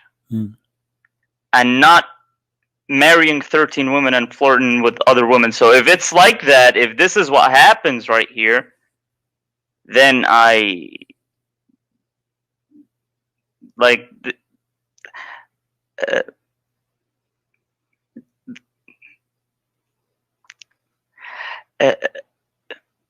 there's no way this guy is a prophet. Thank you. I mean to that. Thank you. See, I can tell he is struggling to say it. You are struggling to make the word come up from your mouth, but this is the truth. If this is this and this is this and this is what it is, this is the Muslim books. The Muslims who are proud about their prophet saying in their books that this is what the prophet did. So what about the one who is not proud about Muhammad, what they do? I am really happy for you that you decide to leave Islam, but I have a duty. I have a duty as a Christian to invite you to accept the Messiah as your savior.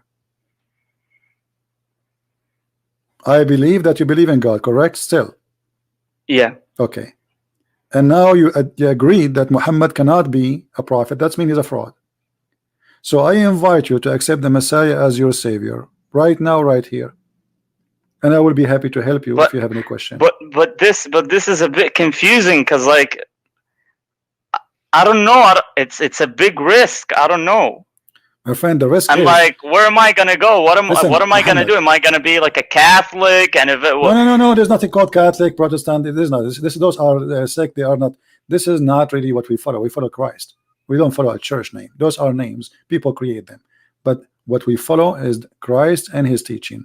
And the teaching is very simple. You do not need to be Catholic. You do not need to be Protestant. Who told you? You read the Bible. There's nothing. It's called Catholic, Protestant, Orthodox. This is not really. This is division. It's most of it is about politics. Christ is our Lord, not the Pope, not a bishop, not a Christian prince, not a priest. We don't follow men. All men are corrupt. We follow only the Messiah. He is the only one we can trust. Okay. So when I invite you to believe in Jesus, I'm not asking you to believe in any church of those. You believe in Jesus, not on a church name. Those are the followers. Okay. They are not the God. We don't have a bishop. He's God. The Pope of the Catholic himself, he confess his sin every Sunday. He's a sinner too. And the Bible says that every soul commits sin, but there's only one person. He never did that. So what do you think about accepting Jesus as your savior?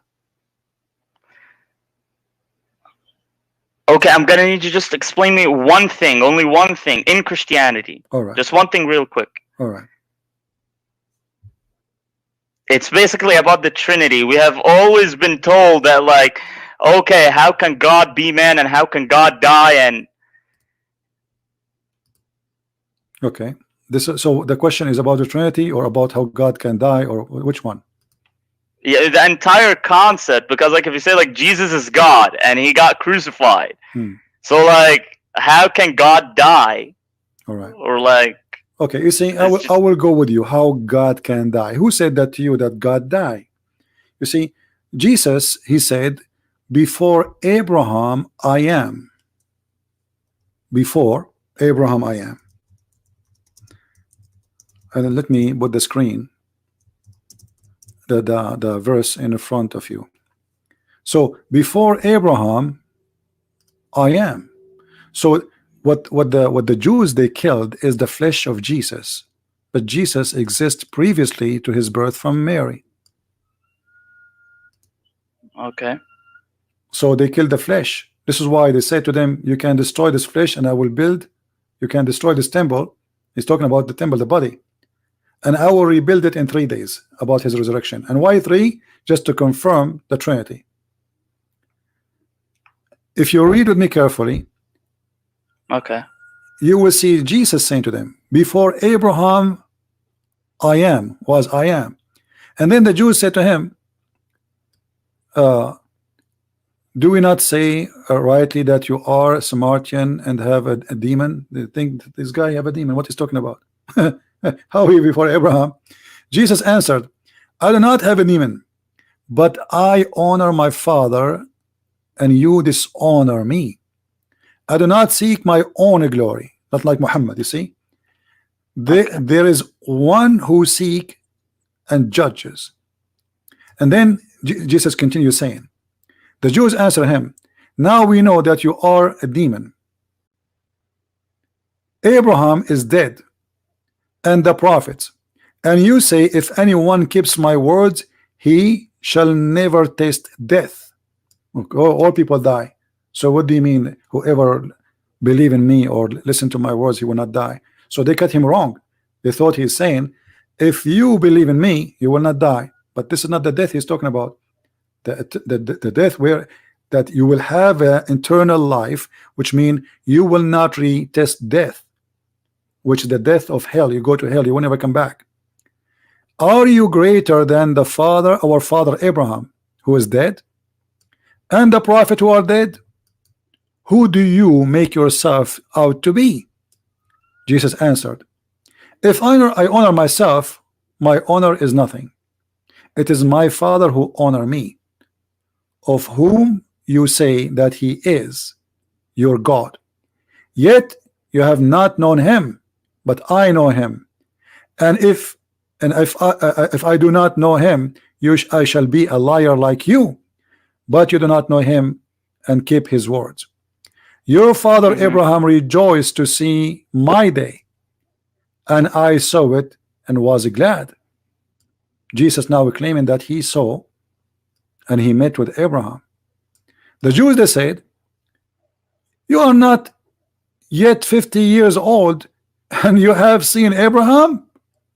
Jesus said, most assuredly I say to you, before Abraham was, I am.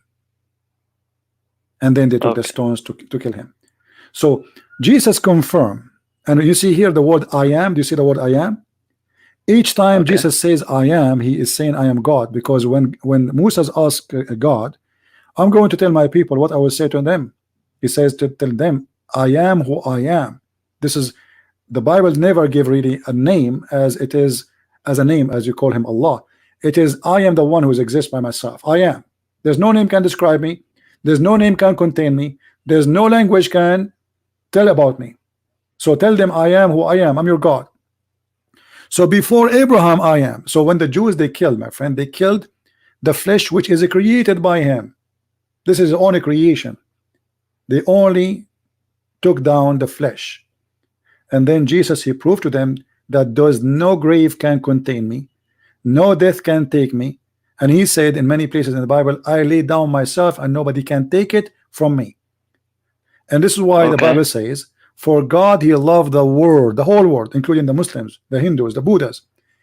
Because he loved the world, he sent his only begotten son to save them. So the death of Jesus actually proven to us that Jesus is God, not the opposite. Because Jesus, first of all, he overcome the death, which proved to us that yes, there is a resurrection. Even the Quran confirmed that Jesus, he resurrect people from death. And even he created from the mother bird, he breathed into it. So Jesus, he overcome death by death. He went to death and he showed us that by me, if you believe in me, look what I did. He will go, they kill me, I'm back. You will have the same. This is why he Okay. says, whoever believe in me, he will never die. He will never taste death. And the death he's talking about, death of hell. You go to eternity away from God. So Jesus here, when he speak about himself, he said, if I witness to myself like Muslim, they witness to Muhammad, and Muhammad witnessed to himself that he's a prophet. But look what Jesus said. I don't witness by myself. My Father, he witnessed for me. And how the Father, he witnessed for Jesus in many places. When Jesus, he got baptized, a sound in the sky appear and says, this is my only begotten Son. So the Lord, the Father, he witnessed to Jesus. And about, I hope I answer you about Jesus being crucified. I don't know if this is convincing for you. No, okay. You need more explanation? No, tell me, it's okay. Say it's yes or no. It's convincing or not? No, it's convincing. Yeah. Okay, because see, if you shoot me, no, you shoot me, and I came back to life. So you did nothing. You did not really kill me, right? Right. Let us say you shot me, you killed me, you crucified me, you cut my hands, and then I came back second day. So what happened? What is that? So the proof that Jesus is God, actually the crucifixion, because if he is not, I he should not be coming back to life. He should be like me and you. When we die, we never come back. Yeah, I understand. I want to say something. There's something, and it's something weird that I've never got a straight answer, actually, about Christianity. From one of my Muslim teachers, I asked them, they said, Allah put a guy in the image of Jesus to get crucified. But then I asked the question about, well, I guess then it's not the fault of Christians because who deceived them? Exactly. It's Allah. Exactly. So like it's so weird, like to get, this entire idea was in my head that like, okay, wait a second, who deceived them? Right. Then was it the Jews? The Jews didn't get a guy who looked like Jesus and they crucified him. It's actually Allah who did it. So Correct. How can you blame him? This is the Quran, chapter 4, verse 157. So not only that, actually, this verse confirms that we Christians, we did not corrupt our Bible because we just wrote there what we saw. And that's mean we are honest. And the one who was dishonest is Allah, as you said, because he made us see someone in the cross, but it's not him. So what's my fault?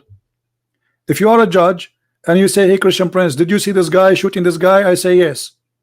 And then after 600 years, we have a God says, oh, you saw him, but it was not really him. It was a clone. That's silly and stupid, correct? Yeah. And not only that, there's no witnesses. I mean, Muhammad, he came with no witnesses. The Muslim, they say, what the proof that Jesus was crucified? We have witnesses. Even the Quran confirmed that it made appear to them. So they witnessed the crucifixion of someone look exactly like Jesus.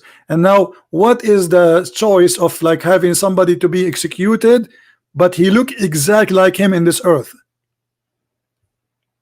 Even his mother, she could not recognize him. His mother was there. Mary, the mother of Jesus, was there in front of the cross. So now I will answer you about the Trinity. Muhammad. Okay. Yeah. When we say the word Almighty, what the word Almighty mean? It's just the Almighty, like literally the Almighty. He can't do anything, right? Exactly. Okay. If the Almighty says, I, or I am God, exist as a three-person, you are questioning how he can be Almighty, or you are questioning how he can be three-person? Because if you question him, how he can be three-person, but he's Almighty.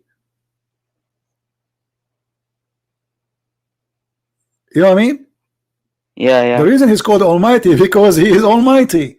So we say, and we use our sometimes we use our logic. We don't think deeply. This is the problem with all people I met with, even those who they are smart.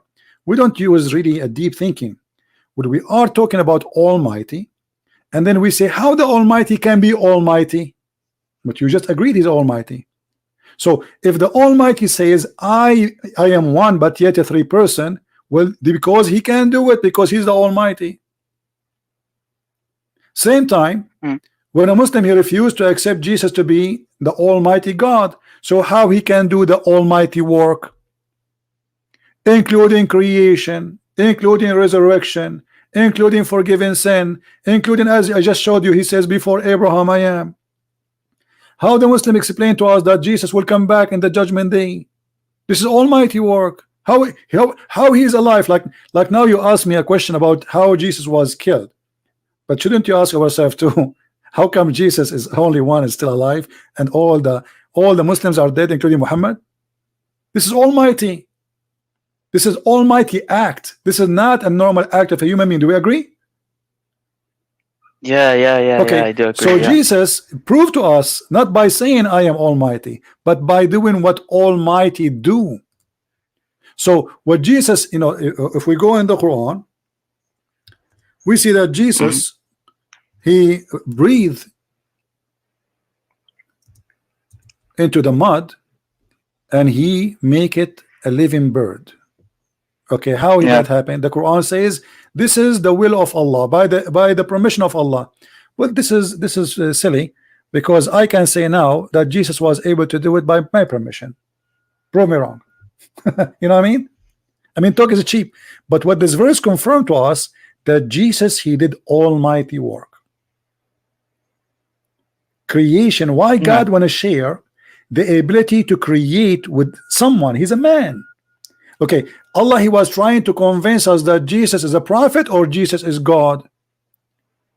If the answer is he's trying to convince us that Jesus is a prophet, will he fail? Because if Jesus cannot create, if Jesus cannot do all those things, none of us Christians will believe that he's God. Do we agree, Muhammad?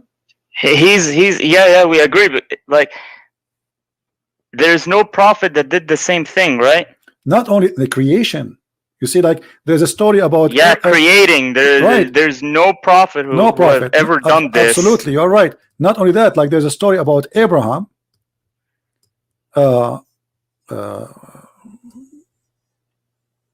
asking God for things, right? And then when God he told him to slaughter his son, and this is what our topic today, Allah himself, he sent a ransom. So the Muslim, they say to you, well, why God he need to send a ransom to himself? I mean, he will sacrifice to himself or to whom? I mean, Jesus sacrifice, correct? But when God he sent a ransom, he sent it to who? To himself in the Quran. Because the ransom to who? From who? Who is the one who requested the death of Isaac? It was Allah. And who is the one who sent the sacrifice? It was Allah. So Allah is sacrificing to Allah. So the same reason the Muslims, they say we cannot accept this idea that Jesus sacrificed himself to save us is in their Quran. Because Allah he ransom. And the ransom, it was not from earth, it was from heaven. And even the Quran call it a great sacrifice, azim, correct? Correct. Okay. Yeah. So the sacrifice have to be from the sky. Why? It have to be pure, holy. Here they say it's a ram, but the Quran describe it. This is the translation. The Quran only says it is dhabhun azim. So Allah don't want the sacrifice. Yeah, he don't want the sacrifice of Abraham. He sent his own sacrifice. So why the Muslim reject Jesus to be sending or to become as a sacrifice? The idea of Jesus being sacrificing is not like a Muslim. They say the Christian believe in a human sacrifice. No, we don't believe in that. First of all, we believe our Jesus, our Lord, he is our Lord, he is our God. He come in the flesh of a man. But he did not go and say, hey, kill me. And we Christian, we did not put him in the cross. He knew the future. He knew what they will do to him. Still, because he loved the word, still he will do it. He did not run away, as Quran describe. Allah took him to heaven. So this is about his knowledge, not about he. This is why you see Jesus, is speaking in the Bible clearly that this is a cup he don't like to drink, but let your will be done. So Jesus here proving to us again that he overcome death, and death does not affect him, and he came back to us. In the same time, when we speak about the almighty power, and we ask ourselves why Allah, according to Muslims, he gave all those miracles to Jesus, shouldn't we ask Allah, did you try to convince us that he is a prophet or he is God?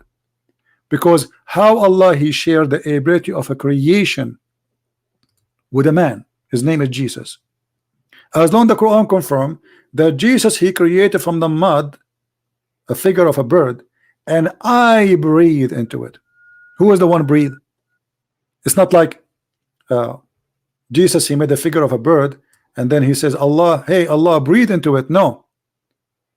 And I breathe into it. You speak Arabic very well. You do not need a translation. Does it say here that let us see the other verse. There's two verses. All right. Read with me carefully. ورسولا إلى بني إسرائيل إني قد جئتكم بآية من ربكم إني أخلق. What he's saying? I create from the mud a figure of a bird, and I فأنفخ فيه, and I breathe, and it's going to be a bird by the will of Allah. Okay, by the will of Allah. This is the Muslims adding it, but what is confirmed that Jesus, he make a figure. This is also weird because we have that what Allah did to Mary, he also anfakh, he also blew in her. Correct. So it's so weird that Jesus will blow in the clay, and also God blows in that. He's so. No, this is how Allah, he created Adam too. Yeah, exactly. He blew in the like if Jesus wasn't God, why couldn't he just, I don't know, like throw it in the air and it would fly and be created? Why does he have to do the same exact action as God? How Allah? Unless he's God. Unless he is the one who created Adam. So when I have fashioned him completely and breathe into him, who is the one who breathed? Allah, supposedly. But we find that Jesus is doing the same as Allah. Yeah. So if Allah trying to convince me that Jesus is just a prophet, he failed. He gave him too much power. Let us say that those miracles are given, this power given to Jesus. Not, he even can tell you what you had in your house is correct. Does it say that? Read with me. It says not only he healed the leper, he make the blind see. Not only that. He says, I inform you what you ate or what you eat and what you store in your houses. How you can do that? Is it the unseen? Muhammad in the Quran says, I don't have the knowledge of the unseen. How come Muhammad he have the knowledge of the unseen, but Jesus have the knowledge of unseen? What do you think? Yeah. Muhammad is a prophet, and the Muslims not only they say he's a prophet, they say he is the greatest prophet. Yeah. So how Jesus he have the knowledge of the unseen?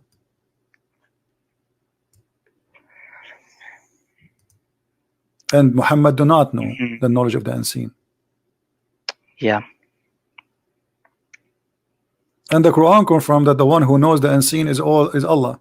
Allah is all knowing. Yeah. Allah is all knowing. But as you see, that the one who have the knowledge of how he's just a man. I mean, how this person, you go and you store something, you hide some money in your house, and Jesus will tell you that you hide this in your house. Yeah. Yeah, you're right. You're right. So what do you think, my friend? Everything lead us to one thing, that Jesus, even in the cult of Islam, Jesus is nothing like him. He is the spirit of Allah, according to Muhammad. He is kalimatullah wa ruhahu alqaha ila Maryam. And not only that, actually, the same verse saying that he is the word of Allah and the spirit of Allah sent to Mary is the same word confirming the Trinity, but in the Islamic way. Yeah. Because there it says that Jesus is the word of God, and Jesus is the spirit of God, and Jesus is the messenger of God. Well, we Christians, we agree that Jesus, he came with the message, but he is the message himself. He is the word. And this is what it says in the book of John. In the beginning it was the Word, and the Word was with God, and the Word is the God, or was the God. So Jesus is the Word of God. The Quran says that. Jesus is a spirit proceeding from God. Well, this is what the Holy Spirit is about. This is why Jesus said, Yeah. I will leave you, I will not, you will not be alone. Every two of you mention my name, I will be between them. I will be the third. How he can be that? And he said, I will send you the comforter, which means he will not leave us alone. We will be always having the Holy Spirit with us. So the Word, the Spirit, and the man, that is Jesus. Muhammad here is copying the Bible, but this is a wrong Trinity. This is a wrong Trinity. We don't believe in the Trinity of Islam, but believe that Jesus was the Word of God. Yes, but the Word of God is God himself. Yeah, you're right. And how Jesus can be spirit proceeding from him? I mean, isn't it Adam created by God and that's it? Jesus, why Jesus is not son of Adam? Yeah, why he didn't say that, like Adam is the spirit of God. And why like why is it only Jesus? And why just only like in the Bible? From all mankind, there's only one person, he is not the son of Adam. That doesn't make sense. So who's his father? The Quran says that the father of Jesus is God, because who is the one who made Mary have Jesus? God. It's not like a man and the women having sex together and they have a son. No. Like in the case of Abraham, God gave a gift to Abraham. He gave him Isaac, but Isaac is a son of Abraham, not the son of God. Abraham was sleeping with his wife, but because she is old, she cannot conceive. So God, he made a miracle. He made her able to conceive from Abraham, not from God. But in the case of Mary, she never been touched by a man. So why all of these things about Jesus? Who is this Jesus? Yeah, I understand. So what do you think, my friend? I guess you're right. Do you accept Christ as your Savior?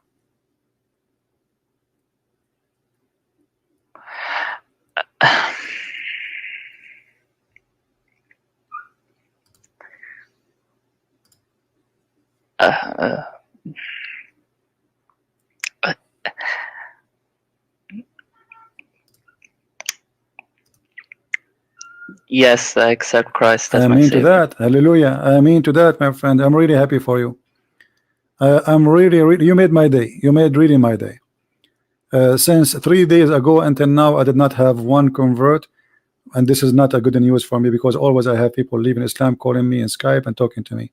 So I'm really grateful for the Lord to send you to me today. So we have this beautiful conversation, and I am grateful that you accepted the right way to be saved. Everybody is happy for you. Imagine, the Lord is amazing. You call me today to correct me. Correct? Correct. You call me to prove me wrong. And the Lord, he did his work. It's not a Christian prince who did it to you. It's the Lord. He opened your eyes. The Lord, he guided you. And praise be to the Lord, because he is from now on is going to be your guidance. And my friend, I advise you from now to read the 4 Gospels, John, Mark, Luke, all the 4. And if you have any question, I will be happy. You can call me anytime. Usually I accept only calls from Muslims, but I will give you an exception in case you have a question, so I can help you to strengthen your faith. And you can even in the text, if you don't like the call, I will be happy to answer you, because the devil now will try to attack you, for you became a tree who is holding the fruits. You see, when the tree hold the fruits, everybody throw rocks at it. Nobody throw rocks at an empty tree. Today you became a tree full of fruits, and the Lord, he said, from their fruits you shall know them. And since you call me, I told everybody, and you are my witness, I said this guy is different.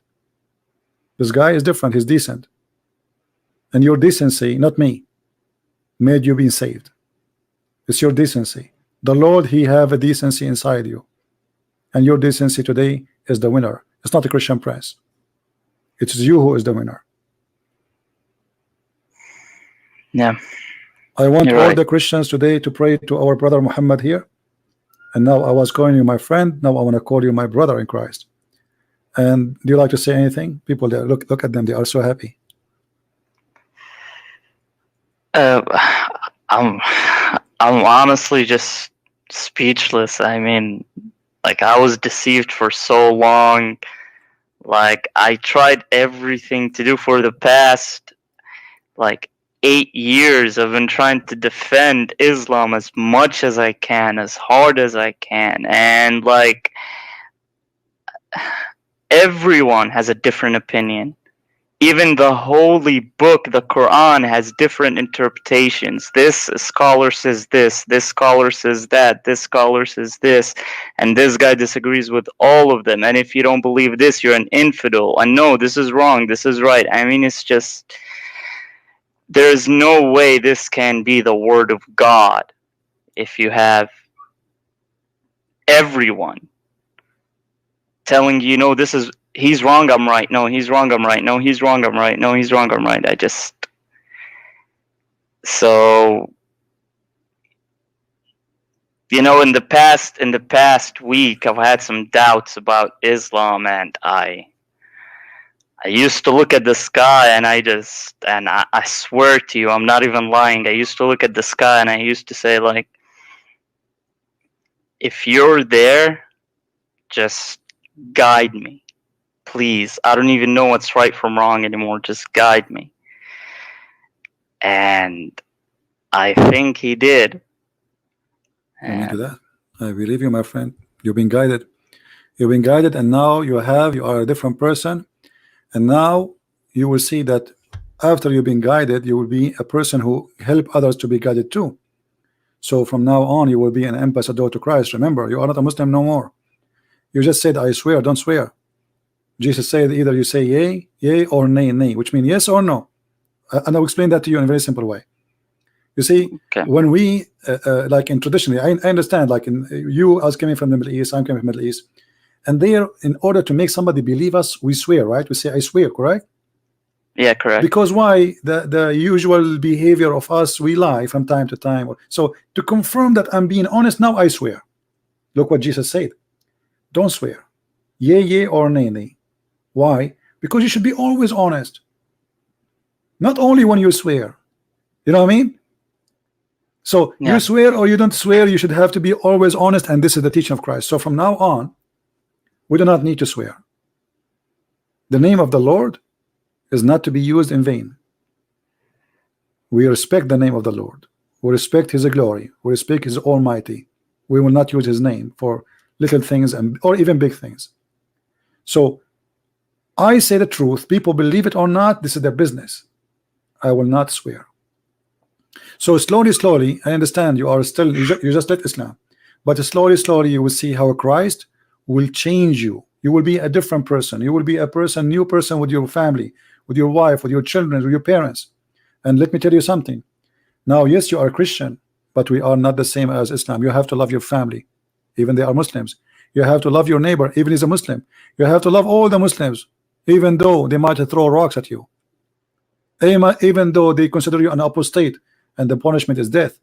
That is the Christianity, my friend. With the Christ we live, with Muhammad we die, and this is life. Life is to be happy, and happy will never enter your heart as long you have hate. The second hate into your heart, it's the same time, the same second, your heart is dead. Maybe your flesh is running and the blood is going through, but you are dead. So today you are alive,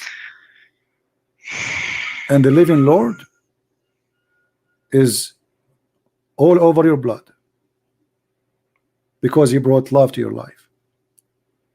So from now on, we love everybody. We forget about Islam, the kuffar and the infidels, and etc. and this, and this is all is gone. This is all is history. The Lord, he loves you, and because he loves you, you are going to love everybody around you. Let the light of Christ shine in your face, and it doesn't matter what the color of your face. You are black, you are white, you are Asian.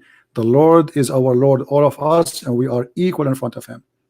He and she, white and black, Asian or whatever, we are all the children of Adam, and we are all the children of God, equally loved by him, equally he wants to survive us, to save us. And this is why the Bible says, for he loved the world, he sent his only begotten son. Happy for you, Muhammad. Yeah, well, like, thank you. Like, really, just I was in complete denial, but I think now I found the right path. I'm sure you did. Anything else you want to say, Muhammad, before I can tell you are emotional. I don't want to hold you for long. You want to say anything else before you go? No. All right. So what we should call you now? So call you, we give you a Christian name. What we should call you, Peter? Dante, I guess. No problem. Doesn't matter. You can call yourself, actually, if your name is Muhammad, keep it Muhammad. That will be even more amazing, that Muhammad glorifying Jesus. That will be beautiful, my friend. You do not need to change your name. I'm just joking. Thank you, my friend Muhammad, for calling me, and I'm glad to have you as a caller. And the Lord, the Bible says, a happiness in the kingdom of God, for one soul is saved. So now we have a happiness there. Imagine how much the Lord, he loves you. We are small, maybe smaller than a mosquito for him, but yet he loved us to the point he said a happiness in his kingdom will be for one soul is saved. Thank you, and God bless you, my friend. Take care. God bless you. Thank you. Bye.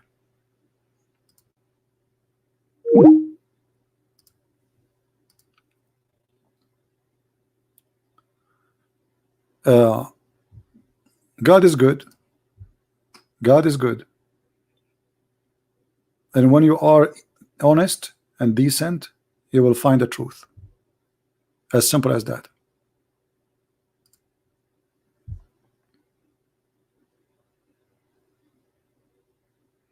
And the truth is in front of us, all over the Quran. This book is messed up.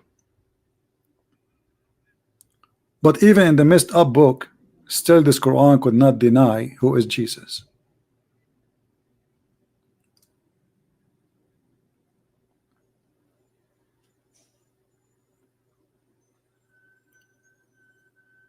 We are happy for our brother here, and actually me myself, I became emotional.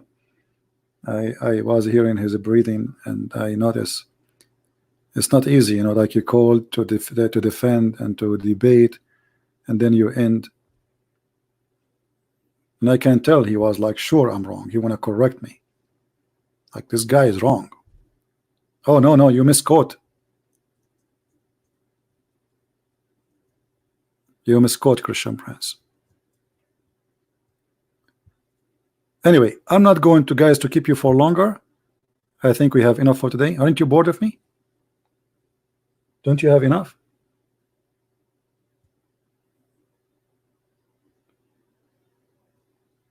The funny, I have Abbas is texting me in Skype saying, are you afraid of me?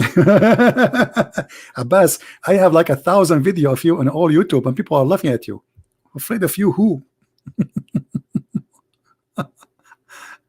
God is good. God is good. You see, a prophet who make chapters saying a woman, she gave herself to him. What does have to do with God? It's obvious. A prophet saying this woman and this woman and this woman and this woman is lawful for me.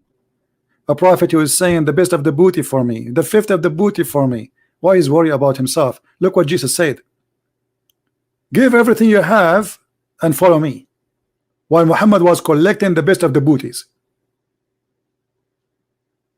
And not only that, even his own son wife, he did not leave her alone. He want to have her. This guy, anything he like, he want to have. He's like a spoiled maniac who cannot resist temptation.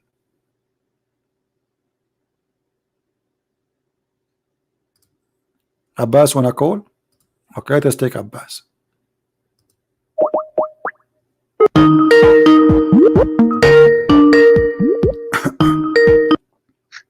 Peace be to you, brother. Yes, Abbas, I'm scared of you.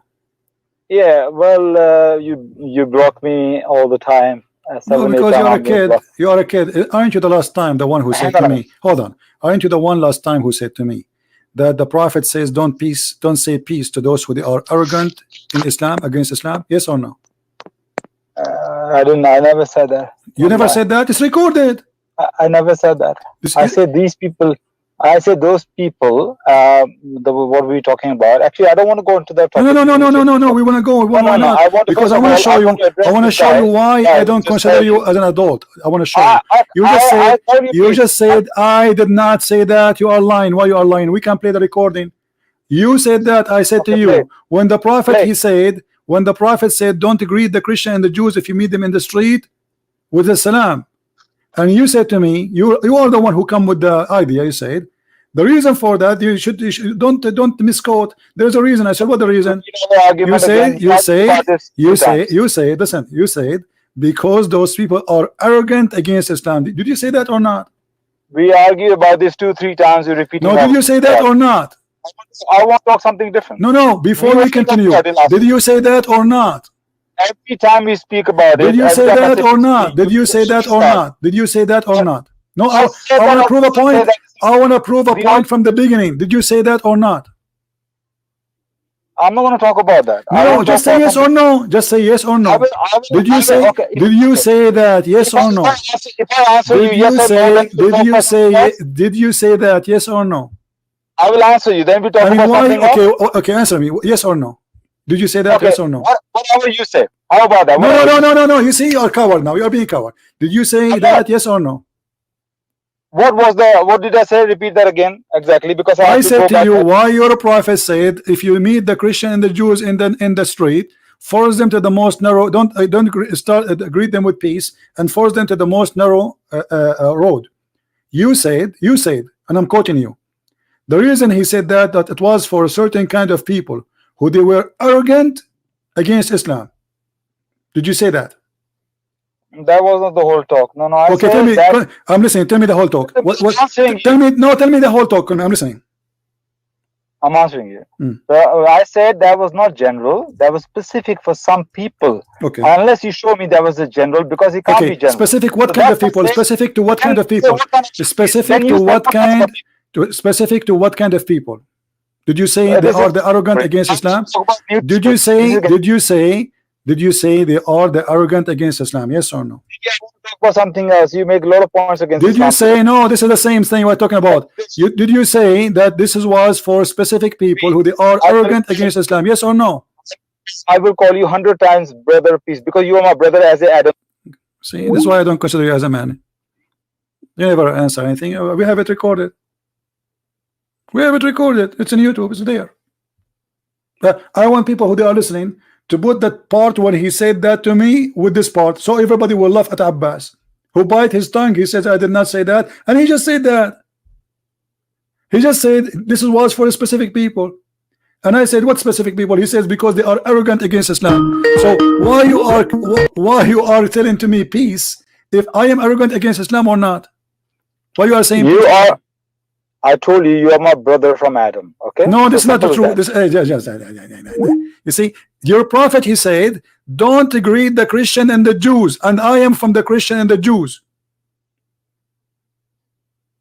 And you told me why? Because they are arrogant against Islam. So why you call me, you say peace, brother? Because you are a hypocrite potato. You said that you cannot take it back. I got you busted.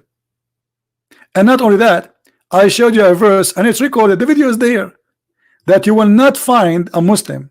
You see, the guy, he lied. He says that the word awliya does not mean a friend.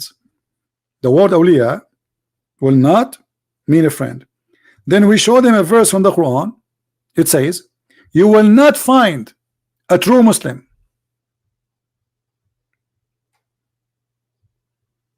who believe in Allah and the last day, who is going to take friendship with those who oppose Allah. Friendship, how you call me brother? Do you see it? You will not find a true Muslim. Abbas is a false Muslim, he's not true Muslim. Like say he is nothing. He's not a Muslim, he's not a Hindu, he's not a Buddha. You will not find one. Those are the true Muslims. Anything else is a lie.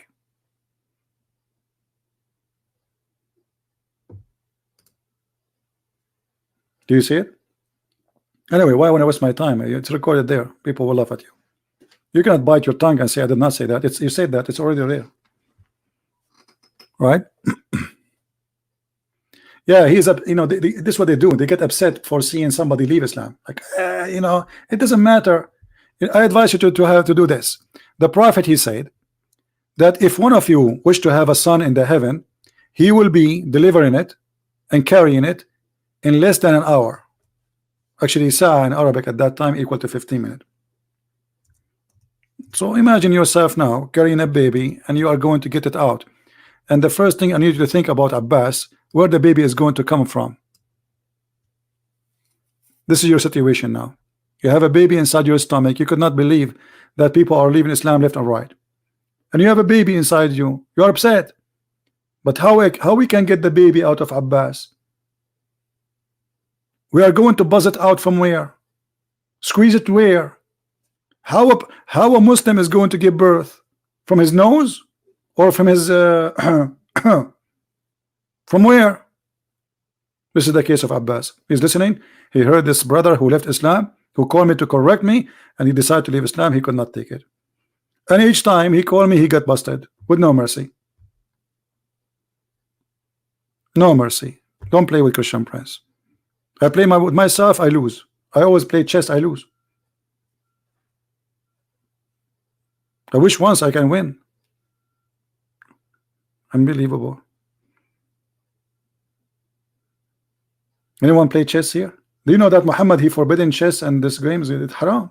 Music is haram. I mean, this guy is the most hypocrite man ever, like Abbas. Music is haram, but he have dancers singing for him. Abu Bakr, he entered the house of Muhammad. He said, the instrument of shaitan in the house of the Prophet. Which means Abu Bakr, he was making fun of Muhammad. Aren't you the one who said, this is the instrument of shaitan? Why you have it in your house? So the hypocrite Muhammad, he said to them that music is the instrument of shaitan. But yet, in his house, he have the instrument of shaitan. Abu Bakr, he got inside the house and he said to Muhammad, which means I'm saying, like, imagine you have a son who he says to you, I don't like cake. I don't like cake. And then you get inside the house and you find the cake and the chocolate all his face, all his mouth. And you say to him, the cake all over your mouth? Did you see what Abu Bakr he said? He told them that the musical instrument is the musical instrument of shaitan.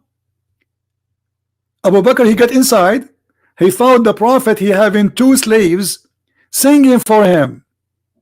Abu Bakr, he said twice, musical instrument of shaitan, in different hadith in the house of the Prophet.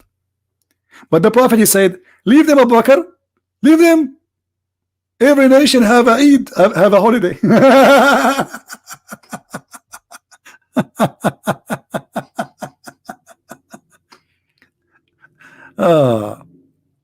All games are haram in Islam. This is why the Quran says that those who they exchange the word of Allah with games, with fun. All right. This is even Quran. Just let your dad call me. Just come on. I want an adult. I mean, can't we get an adult?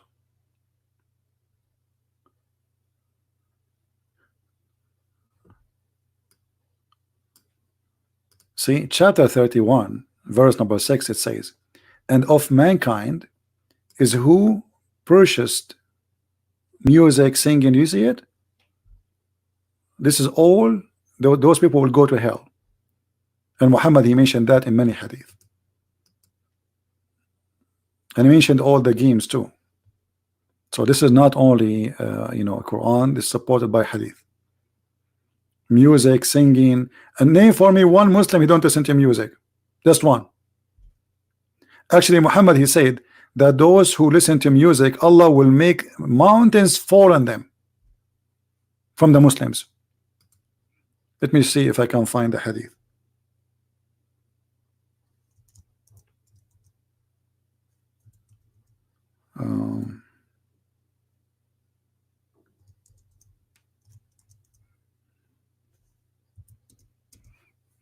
Let us see. And this is Sahih al-Bukhari. I heard the Prophet of Allah saying, from among my followers there will be some people who will be considered illegal sexual, as if Muhammad was doing legal sexual intercourse. He just took his own son wife. He was just making verses saying any woman, she can give herself to me, wearing silk, drinking alcohol, and the use of the musical instrument. Do you see it? What Allah will do to them? Look at this madness.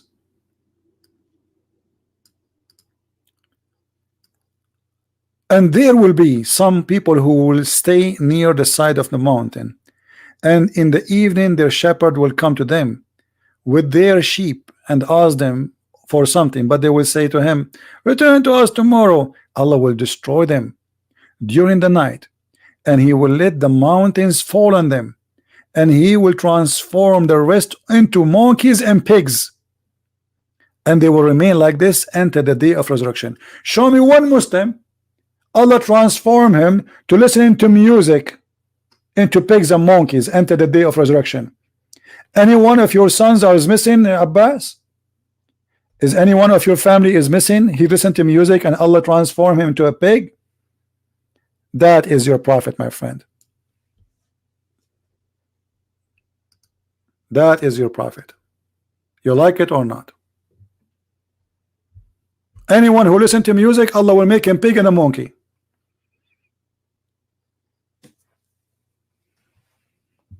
Backbone, backbone, what you gonna do? What you gonna do when I come for you? Backbone, backbone. Here we go. Listen to music. Oh, guys, I have my nails are growing. I have hair in my hands. What happened? Hair all over. Hey, don't believe me. I'm joking. Already I have a lot of hair on my body. You know, once I was kicked out from the swimming pool, they thought I'm wearing my clothes. You know, they don't know about Middle Eastern. You know, I mean, we don't need even clothing. We have like natural. I cannot even show you myself swimming because the atheist will use it against me in the debate to prove that we are originally monkeys. I think Allah, he made me monkey since then, since I was a kid listening to music, and I don't know it. What a stupid cult. Anyway, guys, I want to say thank you for all of people here. Thanks for those who download our videos. They add subtitle in all languages, from Indonesia, from many countries. Please let the world know, let the world learn. My videos don't stay in my channel, but I depend on you to spread them all over. Anytime you make a video and you will not find it, maybe sometime right away, I take it off. Just remember the title and you search for it in the last 24 hours in the search engine in YouTube, and you will find the video listed and there's somebody else's channel. Subscribe to those people who download my videos, so always you can find back what you lost. All right, so my friend, we are Christians who love Muslims. I get angry, I get upset like from Abbas, but honest to God, I don't hate this person. I love him. I love him. I love his family. I love his people, and because we love them, we have to save them. The truth, my friend, is what we are after. The devil is our enemy, not Abbas, the poor guy. This guy is a poor guy. That's why Jesus, he said in the cross, forgive them, Father, they don't know what they are doing. And I pray to the Lord to forgive this poor man. He don't know what he's doing. I pray that one day he will wake up and he will find the truth, that a person who says such a statement is a silly person. He cannot be a prophet of God, because if he is, at least it should happen. This is a false prophecy. We will never let hate take over us. we should love the Muslims. Because if the hate take over us, that's mean the devil is the winner. Don't hate the Muslims. The second you start hating them, it's mean you fall into the trap of the devil. That's not what the Lord He wants from us. Love your enemy, pray for those who curse you. That is the words of my Lord, not my wisdom. Hate start by hurting you. Hate is an enemy, and which is why we fight Islam, because Islam teach hate. Chapter 5 verse 14 says Allah will spread hatred and enmity between the Christians. What kind of God this God is? That is not the God we are seeking. We want God who spread faith, the kind of faith which spread peace and love, where people live in harmony, love each other, help each other. We have enough war, enough anger, enough of bloodshed. We have enough problems. We do not need one more hate teacher, and that is Muhammad. Erase Muhammad from the life of the Muslims around the world, you will see their life will change, their countries will change, because this cult have a huge impact even in economy. Women, they are jailed inside their houses. When women, they are 50% of the society. They can be protected, like give a lot of protection. Smart women, they can be scientists, doctors, engineers. We jail them homes. Christ, my friend, is a solution. He says, if somebody asks you, give him. If somebody hates you, pray for him. Love your enemy. Imagine if all the countries in the world practice one sentence of Jesus, just 3 words: love your enemy. The trillions of dollars we spend every year for war budget, or we call it defense budget, will be more than enough to make this earth like heaven, just if we follow only 3 words of the wisdom of Christ. Love your enemy. That's how Christ can change the life of every one of us, and he can change the world. And actually already he did, but the devil is resisting, and there's many they decide to follow him. Thank you for being here. May the Lord bless you all. Christ is Lord, Islam is false, and I'm happy for our brother Muhammad who decided to accept Jesus Christ as his Savior, and I pray that his family, they will follow him. See you soon, and don't forget to download the video as soon as it is ready. Take care.